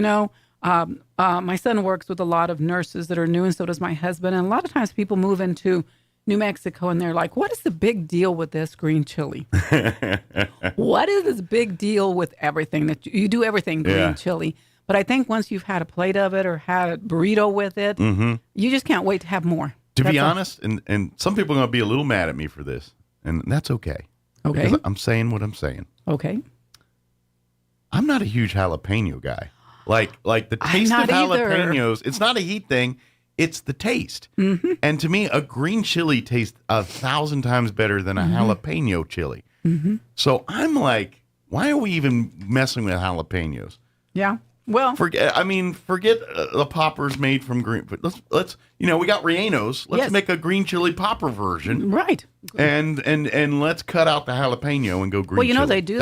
They do the green chili strips. They fry those up. Those are really good. I just think why are people still eating jalapenos when there's green chili? Because and don't get me wrong. I mean, I like a good popper as much as that. But you eat a jalapeno pepper by itself and then it doesn't taste anywhere as good as a green chili pepper. It actually gives you flavor. To me, jalapenos just brings heat to a game. It doesn't bring taste. Green chili, you got both. Both. You have both. That's the difference. But something really interesting, my husband and I were at Martins, because you have to go to Martins at least once a week. That's all there is to it. And there was a table sitting next to us. I don't know where they were from, but the one lady was saying, do you know what you're eating, to somebody else that was there? And he's like, no, I don't know. It's a chile relleno. Yeah. And she said to him, it's a poblano chili stuffed with cheese and fried. And I was like, No. Shut your mouth. No. Poblano. No. I had to pull my waitress over and say, go tell them. Go correct them. Go correct them. It Yeah. can't be poblano. Teach them the ways. I mean, I've had one of those in Texas before, so they are not hot. Yes. They're like a bell pepper. And they're not a chili relleno. They are not a chili relleno. That is a poor substitute. That's true. I mean, yeah, in a pinch, that's what you got. That's what you got. But That's if you're what in you New got. Mexico, it better be a green chili. Right. That thing's encased in. Well, just one more big shout out. McDonald's coffee. McDonald's, yeah. I have to tell you, McDonald's is one of my favorite places here in town. It is the end of our corridor, which is the going north. And probably It's your on 8th Street. busiest volumed restaurant in Yes. the Main Street corridor. They have more people going in and out of that place on a given day than probably any other place in town, I'm thinking. They do. So, And you know what? Those people that work there are awesome. I drive by there and I've asked them, can I take pictures of you? Because I want to put together a collage of some of my favorite McDonald's. The people at McDonald's. The people at McDonald's. The hard workers there. Because they're there. They're fast. They're efficient. I mean, they're so fast sometimes. If you wait more than 5 minutes, you're going, what's taking so long here? Because you're so used to the fast Well, that's service. the thing. I mean, it's let's face it. You know, every McDonald's on the planet, every once in a while messes up an order. That's just life. It happens. That's just life. But if you think about the volume of people that go through there on a given day, and as quick and as good as they do it, yes.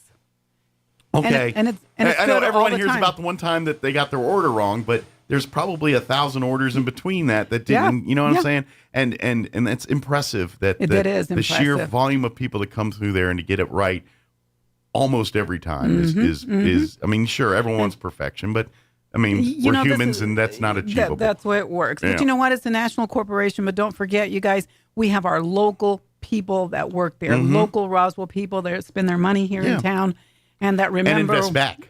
What's that? The Snowburger family. Yes, they give back so much. The Snowburger Foundation, which the owners of are your local McDonald's, if you're not aware.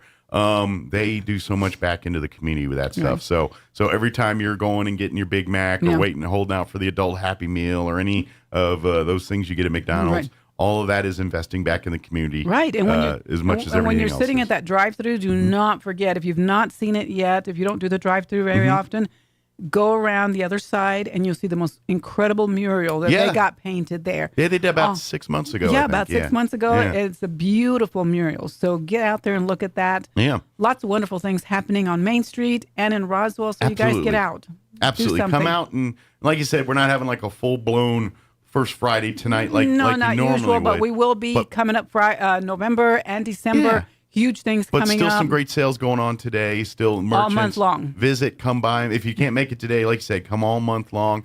And just come be a part. Support the Main Street corridor. I guarantee if you haven't gotten out of your car and just walked up and down the Main Street corridor in the last 6 months, you're probably missed out on a bunch of new stuff. There's so many new businesses. There's so many businesses that have been there a long time that have been serving community members for years. But there's a lot of new little intricate shops in there, like you said. Well, you were talking about some earlier. You know, cookies, there's breads, there's barbecue. You could get all kinds of great things to eat. We're working hard on trying to encourage a few, maybe, breweries or something like that to bring more food to Main Street. Yeah. But you guys be looking out because we're getting ready to put up Christmas lights soon. You're going to get started feeling like Christmas. Of course, that's after Thanksgiving, so don't start too soon. But just know that we are working hard to make Main Street a fun place for you to come and visit. So I'm kind of curious because I think one of the biggest, First Friday and all that, that's what Main Street's known for. But I think if you've lived any amount of time in Roswell, one of the biggest things that Main Street Roswell does is the lighting of the Christmas, the Christmas lighting. The Christmas for lighting the Main on Street Main Street corridor, Excel Energy and things. They've partnered and worked and helped out a lot. Right. When is all that getting into place for this year? The first Friday. First Friday in December. That's December. When so they'll be working probably all through probably about November time. They'll start seeing them downtown, putting lights in the trees and doing all that. Putting Santa Claus hats on our poles and the good news. And this is what I like. It's because what they do. It's all white lights. So it's not. It's festive holiday, but it's not like in your face Christmas, if that makes sense. Right. So what I like about it is they keep the lights up through like February. Yeah. So even though you're long not thinking about Christmas in mid-January, but when you come down on a Tuesday, Wednesday, Thursday, Friday, any night downtown, those lights are still lit, and it's a beautiful trip just coming down Main Street. Just coming down Main Street, Yeah. and it's become really a photo destination for people getting married, for pictures, for any great occasion. Yeah. You know, Main Street at night during December, January, February is a pretty they pretty take place. some awesome pictures right down Main Street. So, people have asked, can't you keep them up all the time? Well, those are sponsored, so when we run out of money, you know what I'm saying? You can't keep them up Someone's got to pay forever. that light bill, and it's not cheap. Somebody's got to, and that's a lot for that many lights. We would love to. It's just not feasibly a feasible option at this point. That's right. It's not. But a lot coming up, you guys. Come down Main Street. Come visit us. Come check us out. Come grab a T-shirt. Absolutely. And then don't forget your final opportunity to get locally grown produce and things. And hope they don't get rained out. On the courthouse lawn will be tomorrow morning. 7 a.m. is when everything gets underway. 11. If you want the produce, if that's your goal is to get as much green chili or produce as you can, do not wait until 9, 10 o'clock to come down. Get there at 0700. Yep. Come hungry and get your burrito in your gut, and then book it on over to the various booths and do your shopping then. If you just want to come and do a little leisure shopping, support some nonprofits, maybe pick up a vegetable or two, sleep in a little bit, come on in later. Yeah. But if your quest is to get vegetable X or amount of this, then you better be there at 0700 when all the people like you are wanting the same thing are there, because you hear the term "the early bird gets the worm."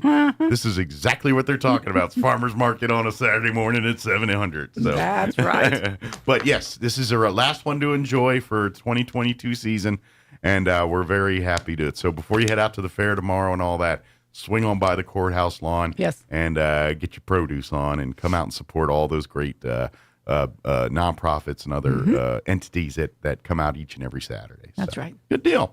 If you have any questions about anything we talked about here or anything Main Street or Roswell related, there's several different ways to get a hold or contact. The Main Street Roswell Facebook page is always a good resource. Yes, a good way to send us a message. Yeah. You can look at our website if you have questions. That is mainstreetroswell.org. O-R-G, yep. O-R-G, or you can send me an email at ed@mainstreetroswell.org. Also, call us. Absolutely. Call us if you have questions.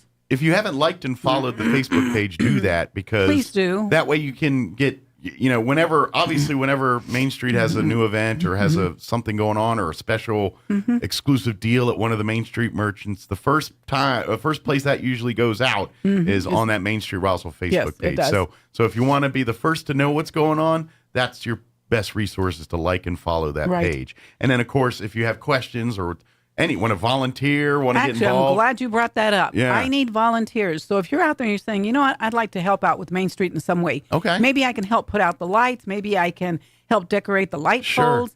Maybe I can help with the Halloween event. I just want to help out. Mike, we don't get monetary value from volunteers, but there is monetary value placed on volunteerism. Absolutely. And that is recognized, and that is also helps us to be able, whenever we're wanting to ask for money from the city, from the state, even federal money, they want to know, how many volunteers do you have? How many volunteer hours? And that equals out, I'm saying, let's say it's like $25 an hour per volunteer. You don't pay them that, but that's the monetary value they give them. And actually, I think it's more than that now. Okay. And you can turn around and say, so with us volunteers, we had a monetary value of $10,000, $15,000, $20,000 worth of that would have been paying somebody for. Okay. So volunteerism is huge. So don't absolutely. If you're not working or you're retired, we want you. If you're busy and you want to do a little something, we want you as well. There's not one single event that Main Street Roswell does that would happen without the impact of the volunteers. That's right, because there's not that many of us. That chili cheese festival you just enjoyed a week or two ago, to every Saturday morning out here on the farmers market, to every first Friday, to UFO festival, to all of that. It takes a bunch of volunteers. Great. I'll even say this: when you walk down Main Street and you see the pots are planted with flowers and all, volunteers do all that kind of stuff. That's Main Street Roswell. Yeah, that's Main Street Roswell. Like the bottle cap stuff and all that. That's kind of wrapping up now. But, actually, just a quick thing. It's not wrapping up. Oh, good. They're going to It's not wrapping up. Okay. The company that we're doing the bottle caps with went out of business, but they informed us that somebody else bought them out, and we'll continue that. So it might be a little hiatus, but they'll be back here once they'll they be back. So if you have bottle caps sitting around that you've been saving forever, please don't throw them away. Don't throw them away. Hold on to them. Take them to the chamber. Take them to Southwest Print. Okay. We're still kind of hoping to have more benches. Okay. Maybe some trash receptacles. Okay. So we have other things that we'd like to do with those bottle caps. So don't throw them out. Good. So, but again, more volunteers are needed to make all those things happen. So, So reach out to Barbara if you'd love to volunteer. If you love, it's a great way. If you're looking to better your community, or if it's high school, kids need hours for community service for graduation, or their nonprofit groups and stuff they're involved in. Call Barbara, reach out, say, hey, the assistants come out every single Saturday and help us. We also have New Mexico Youth Challenge that comes out and helps us. Yeah. We have the Circle K, the Key Clubs. Nice. They come out and help us as well. So maybe you have an organization and you'd like something to do in the community, come out and help Main Street. Every little bit. Nothing in this community happens without the volunteers doing their thing. So that's right. Barbara, as always, appreciate the visit. Thank you so much, Mike. I enjoy being here. As always, we do too. Knocking on wood. Rain does not become a problem for anything the rest of this weekend. That's right. We love rain, but can we stop till Monday or something like that? Or maybe just during the night. Late showers during the night. Not enough to mess up setup in the morning, but enough to get some water on the grass out there and everything else, and make it a beautiful morning for the fall morning. Final farmers market of 2022. That's true. So good deal. Thank you, Mike. We'll see you next time. All see you here in a little bit. Talking more about some of these other upcoming events coming up, Halloween and everything else. So it is 9:55. Wall Street Business Update. Quick break before we're done. Don't go away. With the Wall Street Business Report, I'm Rich Thomason. Hiring did slow last month, but America's employers still managed to add 263,000 jobs. September's jobless rate may mean the Federal Reserve's drive to cool the job market and ease inflation is starting to make progress. The government's report showed that last month's job growth was down from 315,000 in August and that the unemployment rate fell to 3.5%. Slower job growth would mean less pressure on employers to raise pay and pass those costs on to their customers. That's correspondent Jeremy House reporting. The robust jobs report sparking a sell-off this morning on Wall Street. The market is worried that the report will prompt the Federal Reserve to significantly hike interest rates in a bid to slow the economy and fight inflation. The key averages off by triple digits this morning. For the Wall Street Business Report, I'm Rich Thomason. From haunted houses to horror movies, this time of year we all enjoy being a little scared, but not when you're shopping for a good used car. Truth is, buying a used vehicle can be pretty scary because you just don't know what kind of trouble might be lurking inside. That's why your friends at Roswell Ford put every used vehicle through a rigorous 139-point inspection. And then they give you a 3-day money-back guarantee, so if you find something spooky, you can just bring it back. Here at the Tailgate Nation, we have the best selection of pre-owned vehicles in southeastern New Mexico. Great-looking late-model pickups, SUVs, sports cars, and crossovers ready to faithfully serve your family for years to come. And with our guarantee, you can buy without being afraid. By the way, if you have a really nice car or truck you'd like to sell, please bring it by. We'll look it over and make you an offer on the spot. So when you're ready to move up to a newer vehicle, don't be afraid. Come see your friends at Roswell Ford, the Tailgate Nation, at the corner of 9th and Main, where it's all treats and no tricks. I'm Mitch Krakowskis, Vice President of Strata Production Company, a local oil and gas business in Roswell. We must have representatives like Greg Nybert who know the economic drivers of this community and New Mexico. Greg has pushed back on efforts by liberal Democrats who are against oil and gas. With over 39 years' experience, Greg Nybert knows the jobs local oil and gas companies create, the opportunities we provide, and the prosperity we bring to our communities. Oil and gas accounts for over 40% of the state budget and has allowed our state to provide raises to educators and state police, and the rebate checks you received. Please vote for Greg Nybert for State Representative, District 59, to keep a strong conservative voice in our legislature. I'm Greg Nybert, and I ask you to please vote for me for House District 59. Voting begins on October 11th, and Election Day is November 8th. Paid for by Greg Nybert for State Representative. Richard Taylor, Treasurer. This is John. Hey, my name is John Jackson. He's not some actor. He's a steward of the land with a John Deere 3 Series tractor. John runs with us. Nothing runs like a deer. Get a 3 Series tractor with 0% APR for 72 months at your John Deere dealer today. For additional cost information, please call toll-free 855-633-2316. Stop by Pecos Valley Equipment in Artesia or Roswell, or visit us online at pecosvalleyequipment.com. Get ready to get rowdy. The Eastern New Mexico State Fair and the Hondo Rodeo Company presents the Pecos Valley Stampede Ranch Rodeo, Friday and Saturday, October 7th and 8th, 6 p.m. at the Bob Crosby Arena, featuring the best in stray gathering, wild cow milking, trailer loading, and muley roping. Best of all, the Pecos Valley Stampede Ranch Rodeo is free with paid admission to the fair. It all goes down October 7th and 8th during the Eastern New Mexico State Fair. Log on to enmsf.com to learn more. Ad paid for through the City of Roswell Lodgers Tax. Your home for Kim Commando and